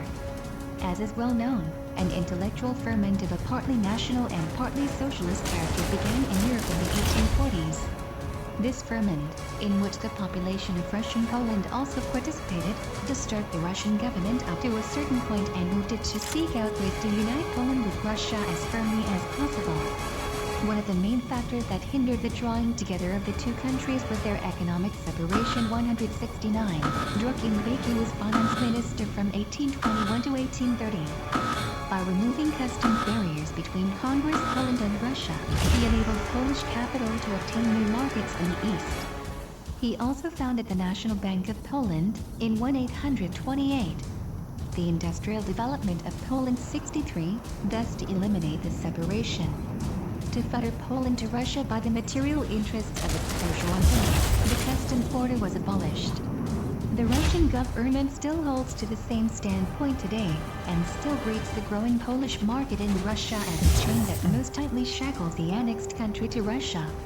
Thus Mendeleev wrote in his preface to the official report on Russian industry to the Chicago World's Fair in 1893, the products of this and many other Polish factories find the growing market of Russia. The competition of this industrial region with the Moscow region, the basic goal of Russia's protectionist policy was achieved, on the one hand, and on the other, the assimilation of Poland with Russia, which is appropriate to the peaceable outlook of the Russian people. Read, the Russian government RL. 170. This special role that the Polish bourgeoisie plays toward the Russian government as the bulwark of the annexation also is important in explaining the main point under discussion, that is, the future of Polish capitalism. It requires, in fact, an enormous dose of naivete to assume that the Russian government, which has given itself precisely the task of cultivating capitalism in Poland and had for more than half a century used all the means at its disposal to do so, now intends to demolish that same capitalism, force the Polish bourgeoisie ever to the opposition, and thus want only destroy its own handiwork. And indeed, solely out of love for the Moscow entrepreneurs, to whose complaints and lamentations the Russian government has turned a deaf ear for half a century. Unfortunately, the Russian government knows better how to protect its ruling interests. What these interests are in regard to Poland we know from the mouths of its representatives, the peaceable assimilation of Poland with Russia, that is, the strengthening of its role in Poland at any price. This declaration was made in 1893, long after the presumed new course of Russian policy was supposed to have begun. The best evidence of our interpretation is provided by the recent history of Russia's relations with Finland. Here we find on a small scale an exact repetition of Russia's earlier policy in Poland. Finland, at present, remains cut off from the Tsarist Empire by a customs border and maintains an independent customs policy toward foreign countries much more liberal than Russia's. Finnish industry is now enjoying all the advantages that have already helped Polish industry to blossom. Likewise, Finnish products, particularly those of the metal industry, have found access to Russia thanks to, among other things, lower customs at the Russo-Finnish border than at Russia's other borders, and is now giving Russia's domestic industry fierce competition. The Russian entrepreneurs, to whom this is a thorn in the side, have, of course, not neglected to set in motion a most humble and obedient campaign to protect the fatherland's industries against foreign rivals, exactly like the campaign against Poland. The government has, under this pressure, likewise twice raised the tariffs against Finland as an economically foreign region, because of its independent customs policy, in 1885 and 1897. If the Russian government were now to make the interests of this or that 64 Volume I, Economic Writings 1, give up entrepreneurs a consistent plumb line for its economic policy toward the non-Russian speaking sections of the empire, then it would consequently have Love had it. to continue along the road to cutting Finland off from Russia with a Chinese wall. But precisely the opposite is in fact the case. The government Ooh, has CPL already ordered the 0. total lifting of the Russian-Finnish customs border, SCHED yield for the year 1903, and the absorption of Finland into the Imperial Russian customs zone. Thus will the fatherland's industries be freed of uninhibited foreign competition. And if this has not happened even sooner, it is not consideration for the lamentations of the Russian mill owners that is responsible, but the trade agreement with Germany, through which the Tsarist Empire has bound itself for a number of years. It is clear that the impending reform means the beginning of the end of Finnish independence in political terms, even if it proceeds first toward demolishing its economic independence. Here we have before us once more a portion of general policy officerism, which passes over all particular interests in order to spiritually level the various parts of the empire through the system of Russification, on the one hand, and on the other, to give the unity of the empire a firm material frame by this economic welding process, and to press the whole thing together in the iron clamps of absolute power, a policy with which we have already become acquainted in Poland. Of course, not everything in the world goes according to the wishes of the rulers. While the Russian government economically incorporates Poland into the empire and cultivates capitalism as the antidote to national opposition, at the same time it raises up a new social class in Poland, the industrial proletariat, a class that is forced by its situation to become the most serious opponent of the absolutist regime. And if the proletariat's opposition cannot have a national character, so it can under the circumstances be even more effective, in that it will logically answer the solidarity of the Polish and Russian bourgeoisie with the political solidarity of the Polish and Russian proletariat when but this distant consequence of its policy cannot divert the Russian government from its present course. For the time being, it sees in the capitalist development of Poland only the class of the bourgeoisie. As long as Russia seeks to maintain its rule over Poland in this way, the full blossoming of industry in Poland will remain inscribed in the program of the government. Thus those who await a government policy directed toward the economic separation of Poland take for future phenomena that which belongs to the past, and their insufficient knowledge of history for deeper insight into the future. In actuality, Finland was to become politically independent in December 1917. Poland in turn secured its political independence in November 1918. This passage indicates the extent to which Luxemburg's economic analysis of industrial development in Poland is integrally connected to her rejection of calls for Polish national self-determination. The latter remains one of the most contentious aspects of her legacy. The first two articles, which are by Luxemburg, can be found in Rosa Luxemburg, G. Sammeled work, Band 1/1. Berlin, Dietz Verlag, 2007, pages 37 to 51 and pages 94 to 112 respectively. The Industrial Development of Poland 6.5. Russia's economic interests in the Orient, of the highest significance for the question we are dealing with, finally, is the new direction in Russian foreign economic policy that has become evident in the last 10 years. Up until that time, Russia's efforts were directed to satisfying its needs for manufactured goods and raw materials through its own production, and emancipating itself from foreign imports. Today its efforts go further. Today Russia wants to venture out into the world market and challenge the other capitalist nations on foreign ground. To be sure, this tendency does not stem from the Russian bourgeoisie.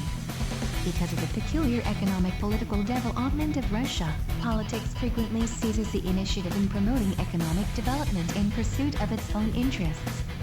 While industry in most capitalist countries, to the extent that the boundaries of the internal market are too narrow, pushes the government to acquire new markets by conquest or treaty, in Russia, on the contrary, Tsarist policy sees in industrial exports a means of bringing the countries of Asia, initially chosen as prospective political booty, into economic dependence on Russia. Therefore, while the Russian industrialists for the most part do not lift a finger to win a place in the world market, the government spurs them incessantly in that direction. everything has been done to import energy and a thirst for exports, exhortations, invitations, expeditions to investigate new market areas, the construction of colossal railroads such as the Trans-Siberian and the Chinese Eastern, rebates on customs and taxes on exported goods, 172, and finally, direct subsidies to this end. The countries first in consideration here are China, Persia, Central Asia, and the Balkan states. In 1892, an expedition under the direction of Professor Alexei M.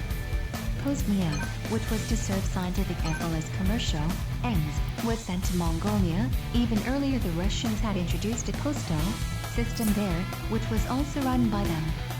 In the following year, an official of the Finance Ministry, Tamara, was sent to Persia to investigate the trade situation therein. Particularly important, the reconstruction of the Persian port of Enzalik was begun in order to support Russian trade.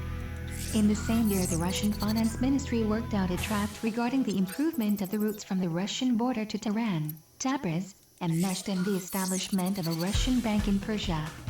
In 1896, in order to monopolize the market in eastern Siberia for its own merchants and drive the English from the field, Russia decided to eliminate the free trade zones on the Amur River and at the port of Vladivostok, which had extended to all goods except those on which. For an English translation of the book in which Pozdniev reported on his 1892 expedition, see Alexei M. Pozdniev, Mongolia and the Mongols, Volume 1, Bloomington, Indiana University Press, 1971. Tianzili is a port on the Caspian Sea, which was renamed Pahlavi in 1925. After the 1979 Iranian Revolution, the populace of the city restored its original name. 66 Volume I, Economic Writing Plan, and excise has been levied in Russia.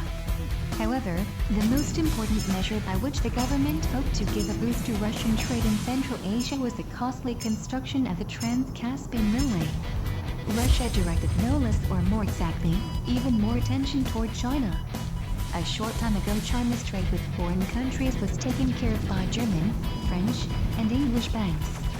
173, therefore, in 1896, the Russian government hurried to found a Russian bank in Shanghai. One task of the head, wrote the organ of the Russian Finance Ministry at the time, is to consolidate Russia's economic influence in China and to thereby create a counterweight to the influence of other European nations.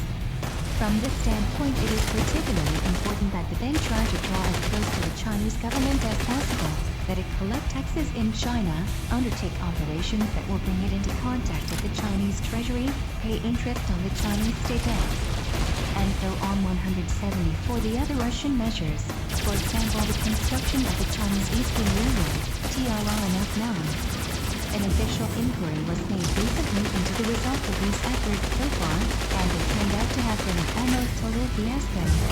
In every country where the government wanted to create a market for Russian goods, they would have had to overcome stiff competition from German, French, but above all English industry, and the Russian entrepreneurs had not even remotely risen to this task. Russia was no match for other nations even in its own national territory in eastern Siberia, as long as it had to face them in free competition. Imports in the most important Siberian port, Vladivostok, amounted to 175. 1887, 1888, 1889. In thousands of rubles. From Russia from foreign countries. 2016, 2121, 2385. 3,725, 3,763, 3,325. One consequence of this state of affairs was the above-mentioned decision by Russia to take eastern Siberia into the empire's tariff zone. Russian exports to China are likewise hardly worth mention in comparison to those of other nations. Out of total imports of nearly 330 million rubles, Russia participated with only approximately 4.5 million, 176. The Trans-Caspian Railway was built by Russia in 1879 in order to facilitate its expansion into Central Asia. It extended from the Caspian Sea to Tashkent, the capital of Uzbekistan. Construction on the Chinese Eastern Railroad, which ran through Manchuria and greatly reduced the amount of time it took Russian goods to reach the Pacific, began in 1896. just at the time that Luxembourg was writing the dissertation. Control over the railway later became a frontispiece issue in Russia's relations with Japan. The industrial development of Poland 67. In thousands of rubles. 1891, 1892, 1893, 1894. 4,896, 4,782, 4,087, 4,488. A similar picture has been provided by the uproar about trade with Central Asia. The Trans-Caspian Railway through Russia, on which such great hopes were set, proved to be a really first-rate trade route for the English, who now have obtained a way of getting around the high transit duty in Afghanistan. Russian exports to the Trans-Caspian, Khiva, Bukhara, and Turkestan have, after a brief upswing, begun to sink again in the last few years. Of the most important items on record, the exports were as follows: 177 yard, total products of textile, industry sugar. 1,888, 1,141, 201, 422. In thousands of rubles. 1,889, 1,890, 1,891, 1, 296, 245, 1, 685, 54, 1, 2,922, 671. 457, 531, 1048, 1892, 2102, 397, You can hear me if you want. 516, 1893, 1, 854, 538, 510. English imports from India, on the contrary, grew rapidly during the same period thanks to the Russian rail system, as has been officially confirmed from the Russian side. Bukhara, for example, received from the 4 main stations on the Sun, 178. Russian products, English products. 1,888, 572, 1, 160. 1889, 1, 176, 4,209. In thousands of poods. 1,890, 1,863, 8, 516. 1891, 923, 1, 2,761. 1,890, 2,179, 267, 4,443. 1,893, 244, 16, 154. Total, 5,045, 47,243. Russia's exports to Afghanistan are in just as bad a way. Imports of products of the Russian textile industry by the country amounted to 163,245 poods in 1,888-90, 25 months, 10,000 poods in 1,893, 2 months, that is, approximately 8 times less in the latter year. 180, relatively speaking, Russian trade in Persia has had the best success. Russian cotton products make up approximately 30% of Persian consumption, and imports of these products amounted to 48,000 poods per year in 1887-90, and 73,000 poods per year in 1891-94.181. Ouch. 68 Volume I, Economic Writings 1, in the northern provinces of Khaman and Mazandaran, the Russian textile industry has almost supplanted the English, but in total Persian imports, Russia, according to official evidence, plays a very small role for the meantime.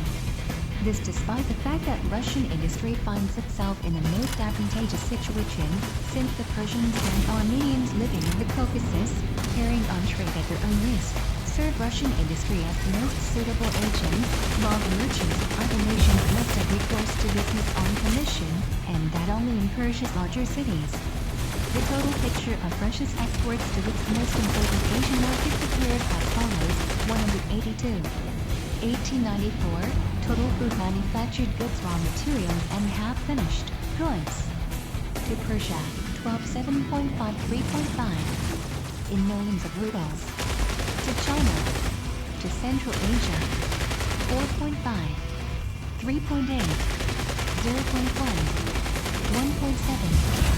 3.4, 0.4, 0.7, 0.9. We see that the Russian government's program in Asia is still far from being realized, and that, in any case, the result attained corresponds in no way to the amount of effort made in this direction. It would be an error to trace this back to the technological backwardness of Russian industry alone. Certainly Russia is behind other industrial states in this regard, in a whole series of important branches of industry, such as the metal and wool industries, etc., and in order to be able to take up a competitive battle successfully on the world market it would have to unconditionally improve its methods of production. But there is a further and no less important factor involved, which has largely frustrated the government's plans in Asia up until now. For even where Russian industry could have easily won a victory over the English, according to the competent testimony of the individual researchers 183 and even the British consuls in Persia for example, in the production of lower grades of cotton cloth the Russian industrialists up until now have not been able to go very far. The reason is the entire habitual mode of life habitus of the Russian entrepreneurs, especially those of Moscow, and this was the product of many years of Russia's protective tariff policy. Peppered by the government with all sorts of gifts and patronage, spoiled by enormous monopoly profits, spoiled further by a colossal domestic market and immunity from outside competition, the Moscow entrepreneurs got into the desire not only to expose themselves to the rough weather of the world market and contented themselves with normal profits. It is, so to speak, profit hypertrophy which makes the Muscovites so sluggish and apathetic in the industrial development of Poland 69, search for possible new markets. They see foreign trade as, at most, a means to either pocket higher export subsidies or to get a huckster's one-time profit by fraudulent goods deliveries and the clumsiest cheating. If neither the one nor the other is in the offing, then the Moscow manufacturer answers the orders that might pour in from outside with stubborn silence. His method of doing business is clearly shown in connection with Asia. Thus, for example, the Russian calico massively imported to Baikal and Khiva in 1890 and 1891 was manufactured in such a way that the Muslims could have used it much less for clothing than for dyeing using. In subsequent years the population understandably turned back to English products, and this, more than the cholera epidemic and the bad harvest, brought about the precipitous fall in Russian imports in the years 1892 and 1893.184 just as telling is the story of the sugar trade with Asia. So long as the excise tax was rebated on the export of sugar, these exports went rapidly to Persia and Bukhara. When the rebates were suspended, the business once more seemed pointless to the Russians, and exports sank suddenly from 1,047,996 poods in 1891 to 516,021 poods in 1892 and 150,128 in 1893.185. Another interesting side of Muscovites' commercial spirit is revealed in their trade with Siberia, where they managed to first send out travelers with samples to win orders, then afterwards decline to fill these orders. Point 186. Finally, the Muscovites' energy comes to the fore most glaringly in their business with China. Approached from there with request for the establishment of trade relations, they retorted to this importunate demand with silence. 187.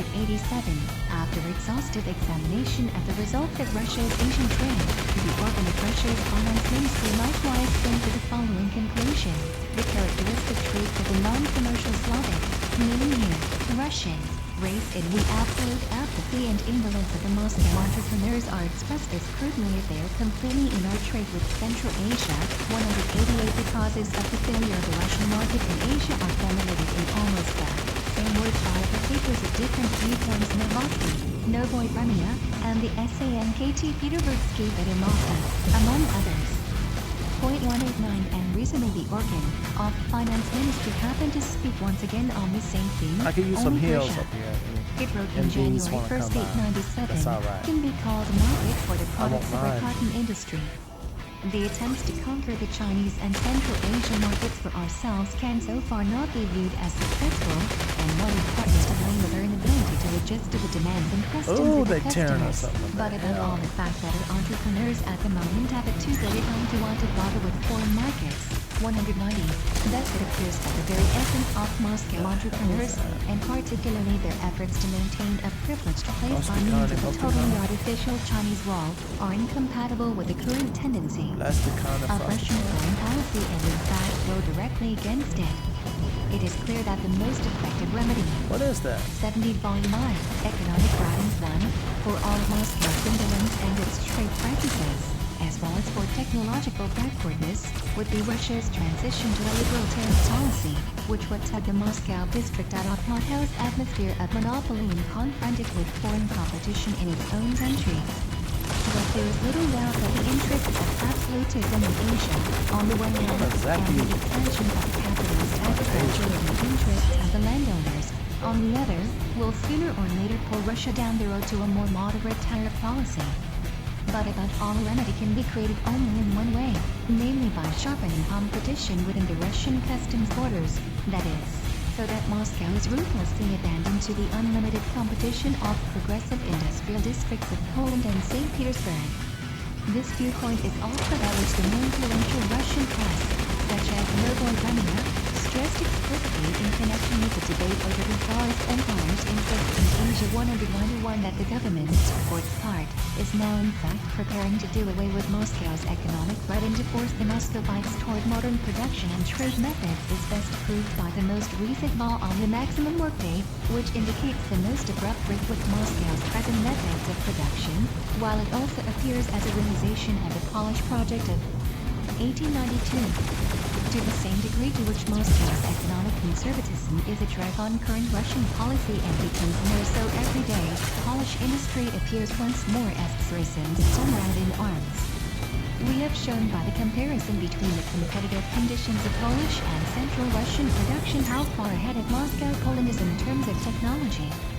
For this reason alone, capitalist Poland has the most progressive industrial district in Russia, which, through competition, unceasingly spurs the others, particularly Moscow, toward technological improvements, realizes the Russian government's current program. But the Polish industrialists are also running ahead of the Russians specifically in the opening up of Asian markets. We have seen how seriously and thoroughly they prepared themselves for this task. Without awaiting the invitation of the government, they themselves seize the initiative and with their own hands forge trade links with foreign countries. In the only country where Russian trade is relatively flourishing, in Persia, the products of the Polish textile industry make up nearly half total textile imports from Russia. Approximately 40% of the imports through the most important junction, and through 192 to Poland also belong the initiatives toward trade relations with Persia, in many respects. As early as 1887, thus before the government had turned its attention to this country, Poland had set about opening up its own trade agency and warehouse in Terrain 193, L60 also immediately made use of Trans-Caspian Railway to advance into Central Asia with its goods along with St. Petersburg and Moscow 194. It is the Warsaw district that provides the largely immigrant strata of the populations of Bukha and Turkestan with glassware, fames, and porcelain, while the industrial development of Poland 71, inferior Moscow products are bought by the poorer natives. 195 L60Z is, at this point, the only industrial district in the empire whose textile industry's products have found entry into Constantinople and the Balkan countries. 196 already in 1887 Poland had taken up trade relations with Romania and Bulgaria. 197 recently L60Z began to send cotton products directly to Sofia. 198 indeed, the Polish bourgeoisie, through the use of the Trans-Siberian Rail Line, may make Warsaw the center of the new, large European-Asian trade routes. 199 the British manufacturer, wrote the English consul in Warsaw, may be prepared to find in them, the Polish entrepreneurs, formidable rivals in the markets of the East. 200. In this way Polish capitalism is working hand in hand with Tsarist policy in Asia.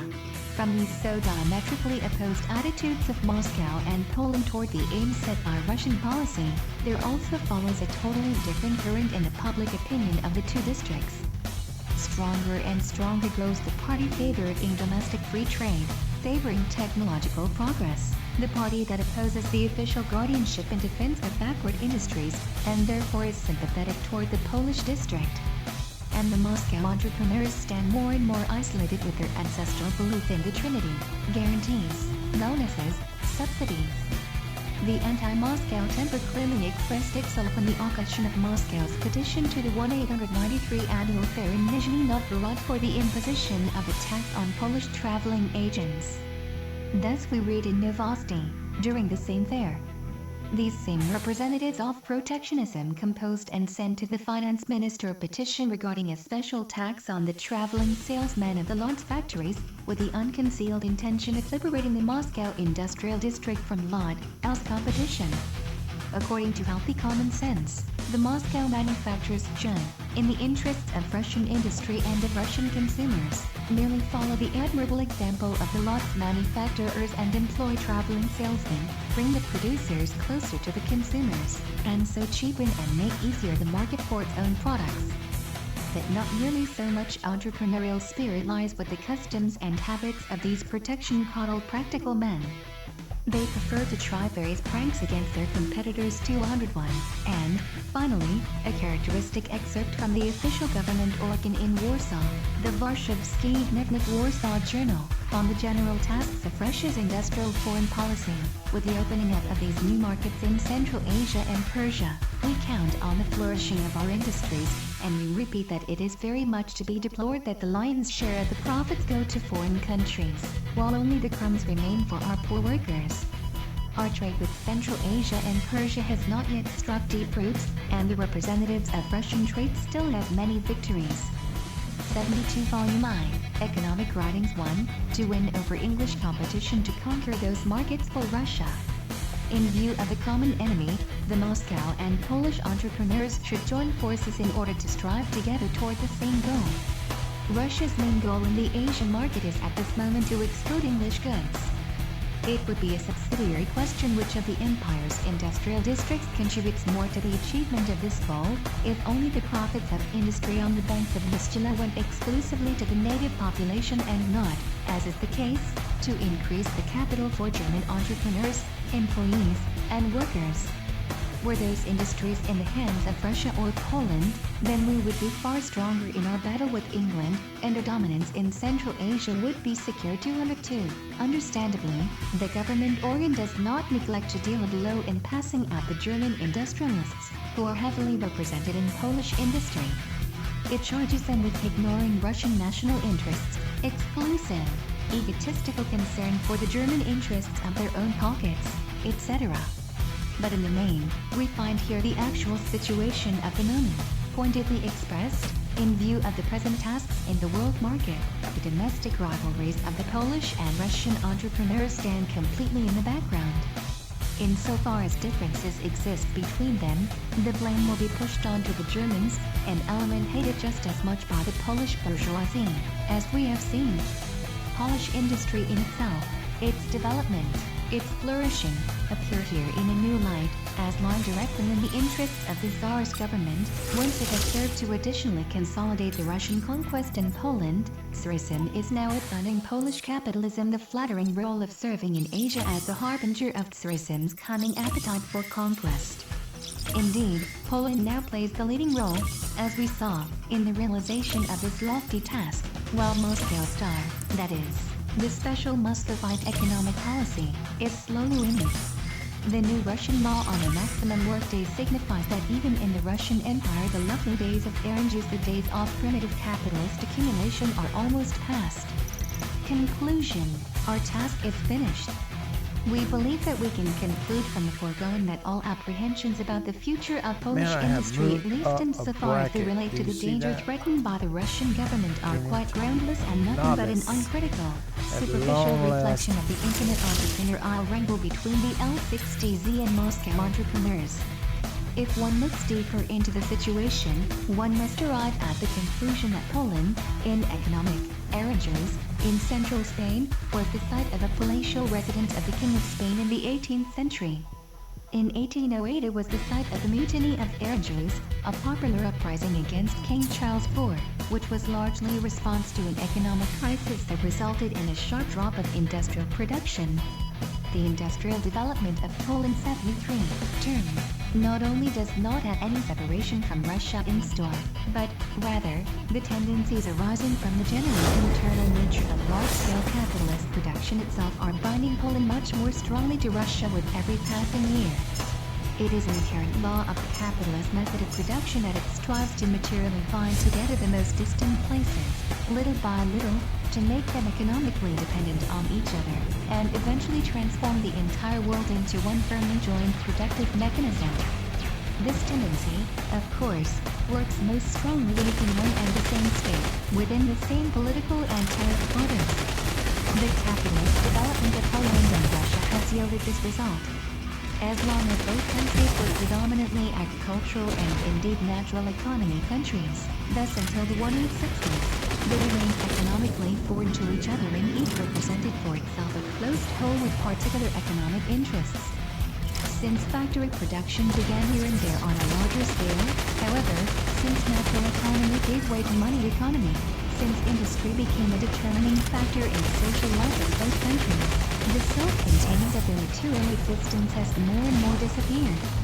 Exchange and the division of labor have strung thousands of threads between Russia and Poland, and these manifold economic interests are so intertwined that the Polish and Russian economies today increasingly constitute a single complex mechanism. The process for trade about is mirrored in many different ways in the conciseness of certain factors in Polish public life. The Russian government sees Poland as a tool for its plans for rule, believes that Poland has unconditioned ally surrender to its power and that it has founded a thousand-year empire of despotism. The Polish bourgeoisie sees in this a fundamental of its own class role in the country and an inexhaustible source of riches. It indulges in the sweetest dreams of the future in its thoughts about Asia and believes itself able to build a thousand-year empire of capital. The various nationalist elements of Polish society perceive the entire social process as a unique, great national misfortune, which mercilessly shattered their hopes for the reconstruction of an independent Polish state. They sense instinctively the power of the economic bonds which capitalism has created between Poland and Russia and, without being able to hold back the fatal process in reality, they can at least put an end to it in their own imagination. They cling in desperation to this illusion and expect the Russian government itself to nullify Poland's hated capitalist development with its own hands and so recreate a basis for nationalism. We believe that the Russian government, the Polish bourgeoisie, and the Polish nationalists have all equality in structural blindness, and that the capitalist fusion process between Poland and Russia also has an important dialectical side that they have completely overlooked. This process is bringing to fruition in its own womb the moment when the development of capitalism in Russia will be thrown into contradiction with the absolutist form of government, and then 74 Atomic Writing 1, Tsarist rule will be brought down by its own works. Sooner or later, the hour will strike when the same Polish and Russian bourgeoisie that is today pampered by the Tsar's government will become wary of to the political attorney, absolutism, and will checkmate the king. Moreover, this capitalist process is moving with impetuous haste towards the moment when the development of the productive forces in the Russian Empire becomes irreconcilable with the rule of capital and when, in the place of private commodity economy, a new social order based on planning, cooperative production will appear.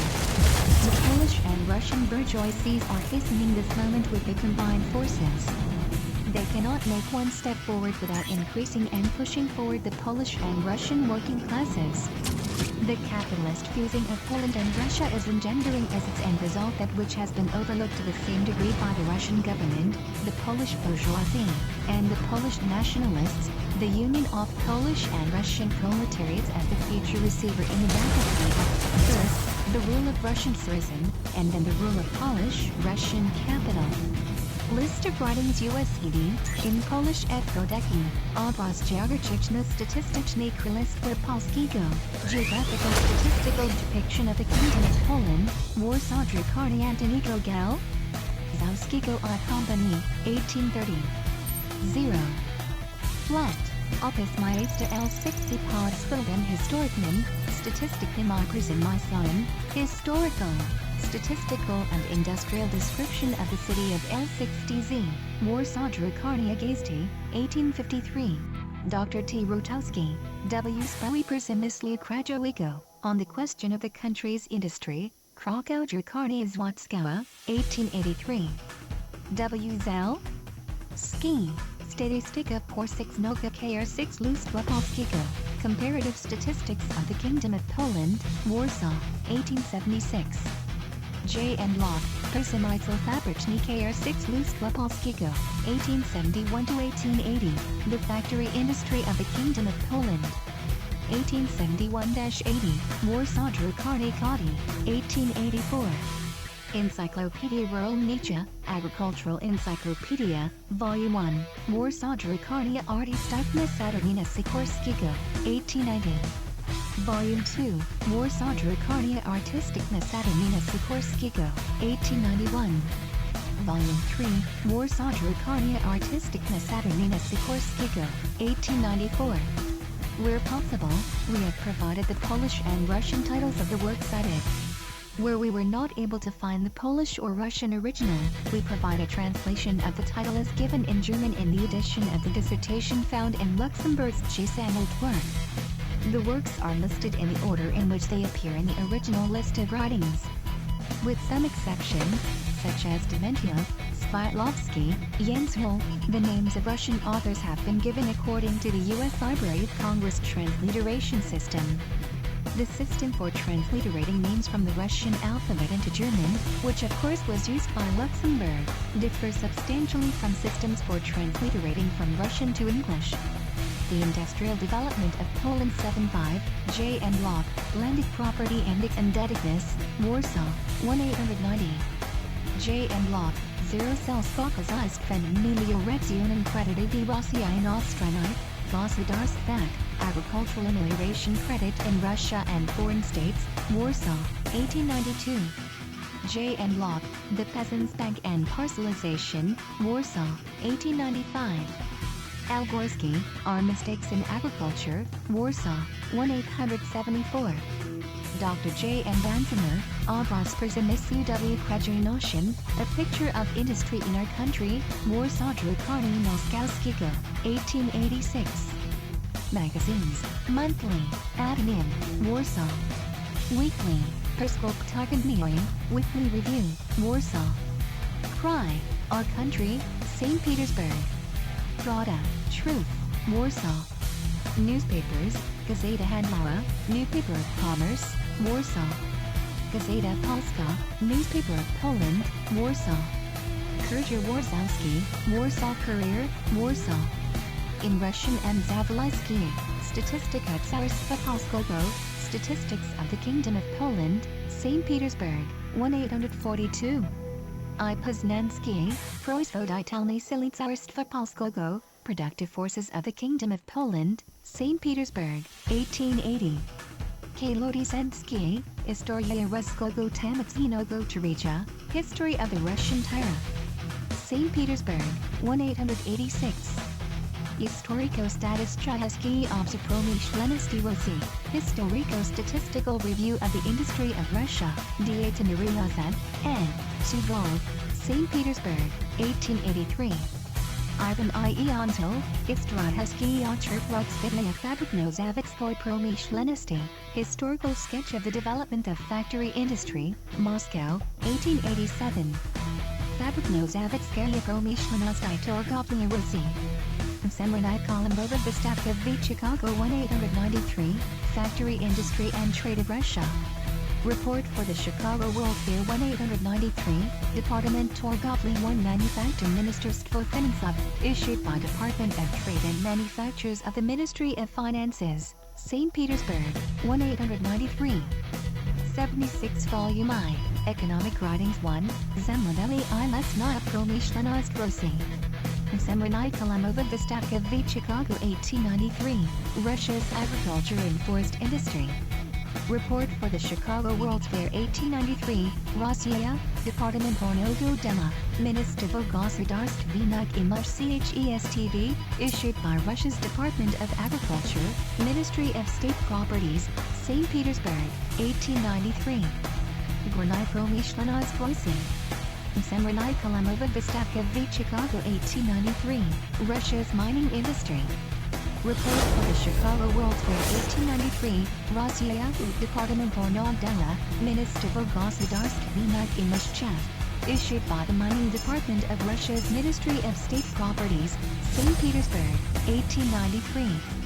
G. Simolenko, Scribnite Live Statistic of Tsarstva Polskiego 1 Drugic Everbasic String, Comparative Statistics of the Kingdom of Poland and of other European countries, Warsaw T. Medicine Skorgaistu, 1879. Is that going off Edition half of the cocked? Imperial Free Economic Society concerning the revision of Russia's tariffs, St. Petersburg, 1890. P.A. Orlov, a register of the factories of European Russia, including the Kingdom of Poland and the Grand Duchy of Finland, St. Petersburg, 1881. Materials on Trade and Industrial Statistics of Russia, data concerning the factory industry in Russia for the years 1885 to 1887, St. Petersburg, Trade Department of Russia's Ministry of Finance, 1889. Materials on Trade and Industrial Statistics of Russia, data concerning the factory industry in Russia for the year 1888, St. Petersburg, Trade Department of Russia's Ministry of Finance, 1891. Materials on Trade and Industrial Statistics of Russia, data concerning the factory industry in Russia for the year 1889, St. Petersburg, Trade Department of Russia's Ministry of Finance, 1891. Materials on Trade and Industrial Statistics of Russia, data concerning the factory industry in Russia for the year 1890, St. Petersburg, Trade Department of Russia's Ministry of Finance, 1893. Materials on Trade and Industrial Statistics of Russia, data concerning the factory industry in Russia for the year 1891, St. Petersburg, Trade Department of Russia's Ministry of Finance, 1894. Materials on Trade and Industrial Statistics of Russia, data concerning the factory industry in Russia for the year 1892, St. Petersburg, State Department of Russia's Ministry of Finance, 1895. Reports of the members of the Commission for Investigation of the Factory Industry in the Kingdom of Poland, St. Petersburg, 1888. A.S. Vorpa MEZHDU Moskvoy Loten. The conflict between Moscow and L6DZ. St. Petersburg, 1889. Материальный Statistiky Porodek Nashinki Rossiyskoye. Materials for statistics on steam engines in Russian Empire, Russia, Central and Statistical Slice and dice. Issued by the Central Statistical Committee of Russia, St. Petersburg, 1888. The Industrial Development of Poland 77, Vladimir Sviatlovsky, Fabrichny Rabachi, The Factory Worker, Warsaw, 1889. Prosvodatelny Silirosi, The Productive Forces of Russia. For the Regional Industrial Exhibition at Nizhny Novgorod, Russia, Ministerstvo Finansov, issued by the Ministry of Finance, St. Petersburg, 1896. S. Sharkov, Sobrany Sofini, Electric Work, St. Petersburg, 1892. IIE Antil, Report of Factory Inspector for the Moscow region, St. Petersburg, 1884. IIE Antil, the factory worker in Central Russia and in the Kingdom of Poland. In the monthly journal Vestnik Evropy, European Herald, St. Petersburg, Volume 1, February issue, 1888. K.V. Davidov, Report of Factory Inspector for the St. Petersburg region, St. Petersburg, 1886. Dr. Peskov, Report of Factory Inspector for the Vladimir region, St. Petersburg, 1886. Memorandum of the Warsaw Stock Exchange Commission on railroad rates for grain. This work not available from booksellers. NBA Snopolski, Geography Sheska Raspritany Istopnikov Gospodarství Naftogadapilosi, Geographic Distribution of the Sources of State Revenues in Russia, Kiev, 1890. Siberai Siberskaya Magistral. Semrenai Kalamova Vistavka v Chicago 1893, Siberia and the Great Siberian Railroad. Report for the World's Fair in Chicago, Russia, Department Torgovly, Ministerstvo Finansov, issued by the Department of Trade of Russia's Finance Ministry, St. Petersburg, 1893. Amikhanov, Investigation of Naphtha Residue.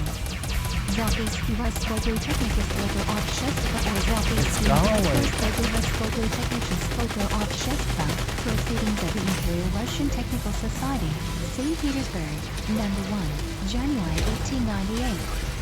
Wyopspekian Ignovitzdenim, Fabrica, CHDO and Adigneselenum ICHDO and Aunibare, the factory, what it gives to the population and what it takes away, Moscow, 1893. Treaty Imperatorskogo Skobotnogo Ekonomicheskogo Obsheska, Proceedings of the Imperial Free Economic Society, published twice a month in St. Petersburg. Vestnik Finansov, Promishlenosti Torgovli, Bulletin of Finance, Industry, and Trade, published weekly in St. Petersburg by the Ministry of Finance.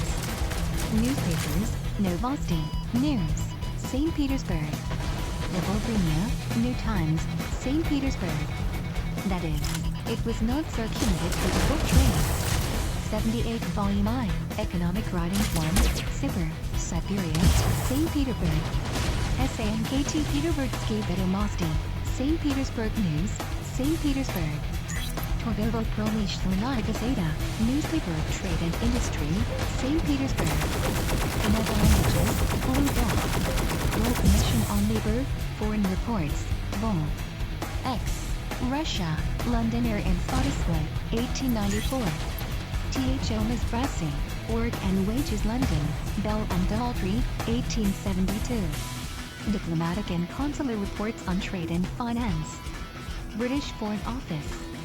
Annual Series, on the Trade of the Kingdom of Poland, number 128 London, Her Majesty's Stationery, Office, 1887. On the Trade of Warsaw, number 321 London, Her Majesty's Stationery Office, 1888. On the Trade of Poland, number 1286 London, Her Majesty's Stationery Office, 1893. On the Trade of the District of the Consulate General at Warsaw, number 863 London, Her Majesty's Stationery Office, 1891. On the Trade of the District of the Consulate General at Warsaw, number 1183 London, Her Majesty's Stationery Office, 1893. On the Trade of the District of the Consulate General at Warsaw, number 1449 London, Her Majesty's Stationery Office, 1894. On the Trade of the District of the Consulate General at Warsaw, number 1535 London, Her Majesty's Stationery Office, 1895.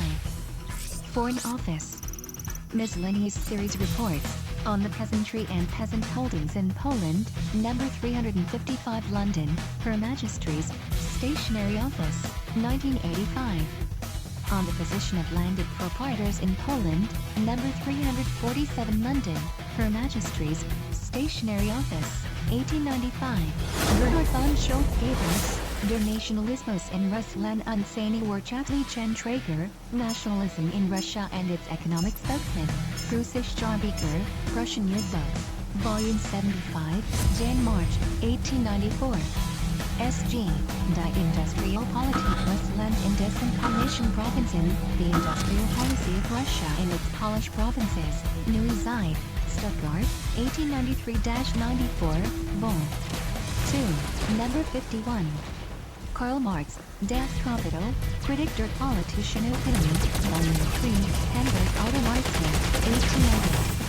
Alajo Brentano, over das Verhältnis von Arbeitslohn und Arbeitsschutzer Arbeitsleistung, on the relation of wages and labor time to productivity, Lotze Bunker and You guys supposed to shoot when I'm overcharged. 1893. Shoot. Back to Adam Smith. The enemy. Previously independent Edward Bernstein reviewed and earlier work by Richard Schiller on classical political economy and its antagonists. Now a continuation of these studies has appeared under the title The Political Economy Wirtschaftspolitik of the Historical School. The theme in itself is, without a doubt and for several reasons, among the most interesting.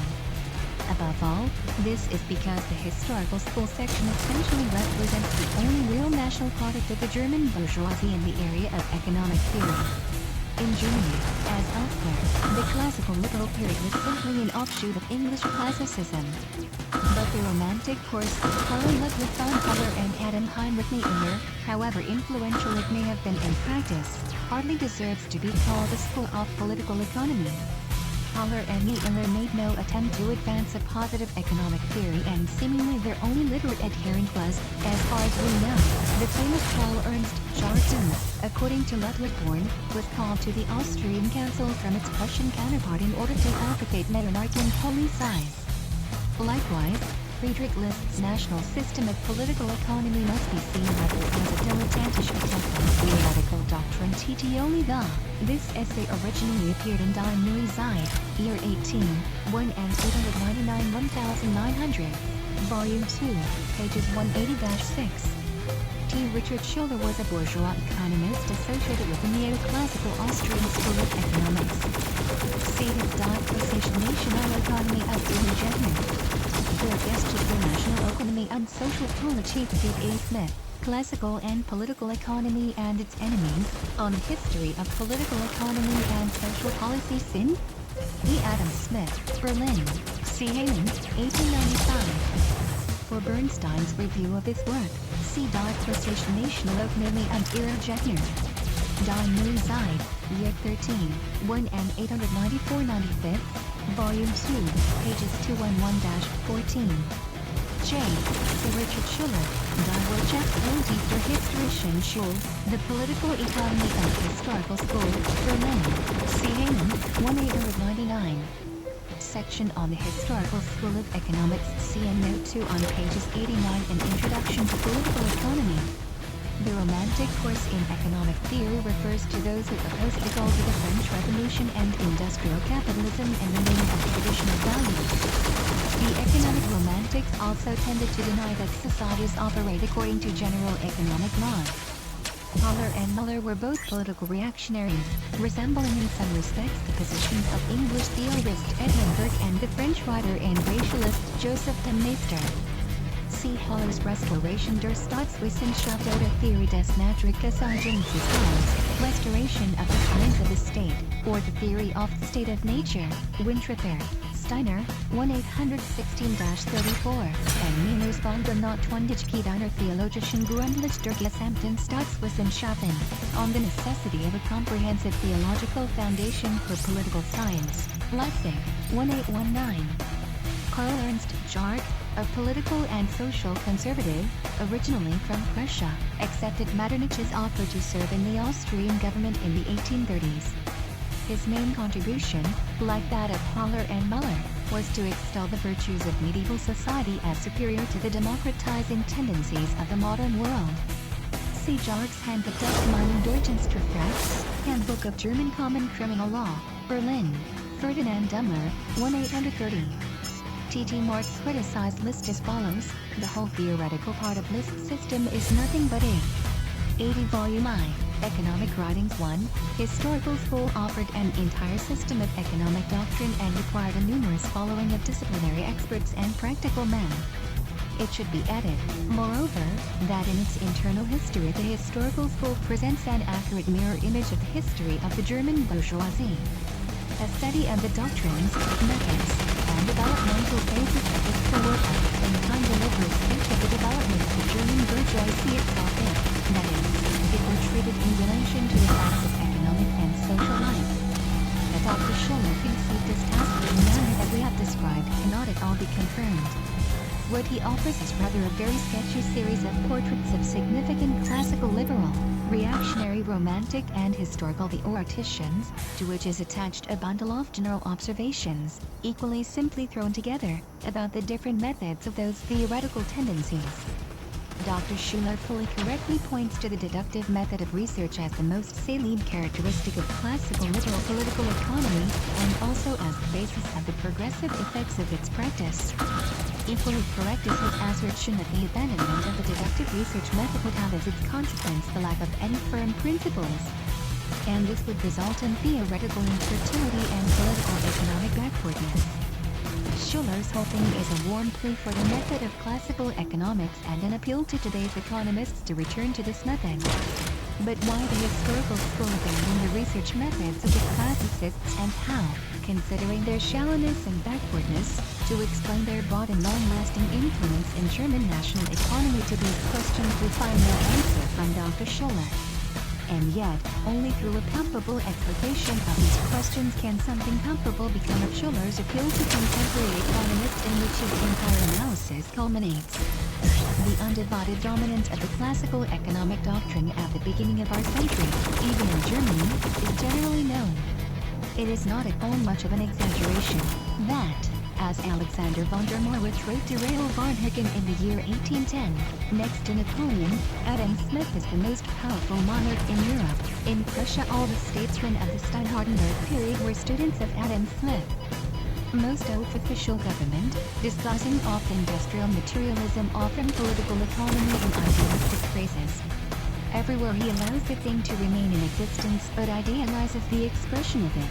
See on Friedrich List's book Das Nationale System der politischen Ökonomie. In Marx Engels' collected works, Volume 4, New York, International Publishers, 1975, pages 265 to 94. Alexander von der Marwitz, 1787 to 1814, was a Prussian nobleman. In 1809 he became a friend and lover of Raoul Varnhagen, with whom he carried on an active correspondence. Varnhagen was a prolific writer, critic, and feminist. Her collected works comprise 10 volumes. For more on Varnhagen, see Hannah Arendt, Raoul Varnhagen, Life Story of a Jewess, Baltimore, Johns Hopkins University Press, 2000. The Stein-Hardenberg period refers to the reforms of the Prussian state and society. Back to Adam Smith. 8.1. Proclamations bear the clear stamp of the classical doctrine. Indeed, even the high ranks of the military, August Neipart von Gneisenau, Gerhard von Scharnhorst, Job von Witzleben, were warm followers of classical liberalism. Smith's theories were the Bible of the entire Reform period in Germany that for a short time following the disaster at Jena challenged the hardcore reaction but precisely therein lay the reason why these theories had to lead to opposition. The progressive Stein-Hardenberg reforms arose not from a strong bourgeois movement, not from the society itself. They were rather elicited from the ruling circles by the French attacks and simply imposed by those social circles. Then they soon called forth opposition from two camps. On the one hand, from the side of the feudal junker class, for whom it was a matter of preserving serfdom, and, on the other hand, from those elements of middle class that felt themselves and their interests threatened by the modern reforms, mainly from the artisan class that was still strong at that time but that was severely damaged by the abolition of the guild order and also by the English imports favored by liberal trade policy. In the first case, the opposition expressed itself in Haller's and Muller's reactionary romantic direction. In the latter, in the older historical school of Friedrich Julius Heinrich Soden, Heinrich Ludin, Friedrich von Kohl, among others. If in both cases one takes into account the nature of the social, promoted by Karl Freiherr von Stein and Karl August Fürst von Hardenberg following the defeat of Prussia by Napoleon's forces in 1807. The reforms were based on Enlightenment ideas and led to the abolition of serfdom and suppression of guild monopoly. By 1820 this reform movement largely came to an end. Scharnhorst, Gneisenau and Witzleben served as Prussian officers during the Battle of Jena in 1806, when Napoleon's friends decisively defeated Russia. In response, they supported a series of reforms to modernize the Prussian military. Scharnhorst promoted the reorganization of its military from a professional force of noblemen to a national army based on universal service. Gneisenau worked closely with Scharnhorst in promoting these and other reforms, often in the face of opposition from King Friedrich Wilhelm of Prussia. Witzleben allied himself with Scharnhorst's reform efforts with his 1807 book Ideas on the Reorganization of the Light Infantry. For more on these efforts to reform the Prussian military, see William McNeill, The Pursuit of Power, Technology, Armed Force, and Society, Chicago, University of Chicago Press, 1982, pages 218-50 especially. In the double battle of Jena and Rosstedt on October 14, 1806, the two main armies of reactionary Prussian state were defeated by Napoleon's troops. Prussia's defeat prompted a move on the part of a number of its leading intellectuals. politicians and military leaders to implement liberal reforms in Prussia, which was still functioning along feudal lines.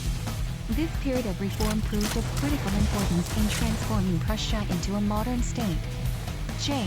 Friedrich Julius Heinrich Graf von Soden wrote several works on economics in which he critically discussed the work of Adam Smith.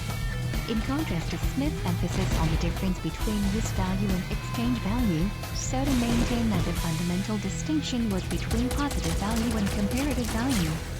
Only the former, he held, is value in the true sense of the word. See his National Economy, National Economics, Leipzig, J. A. Barth, 1805. Heinrich even criticized Smith's work in his Handbuch der Staatsgleichheit oder der Politik, Manual of Statecraft or Politics, Jena, Frommen, 1811.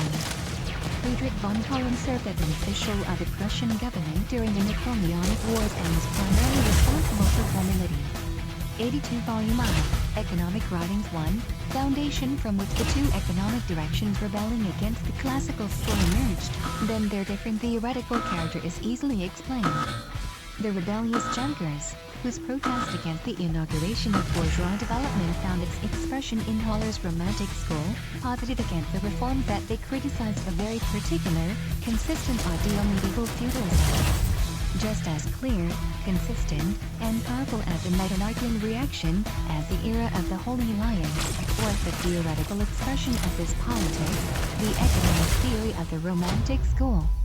It proceeded from certain firm principles, namely from the principles of feudal natural economy that were consistently applied to all questions of political economy. It was otherwise in the second oppositional camp. If the existence of the middle-class guild stratum, the master artisans and tradesmen, was threatened by the innovations, it could, on the other hand, not possibly yearn for the times of the undivided rule of feudalism whose iron force left it with bloody wounds. These elements were capable of formulating a specific, positive political economic program in the same small degree that they themselves formed a closed social whole. Fluctuating between modern bourgeois development and feudal tradition, fearing the detriments of the one as much as those of the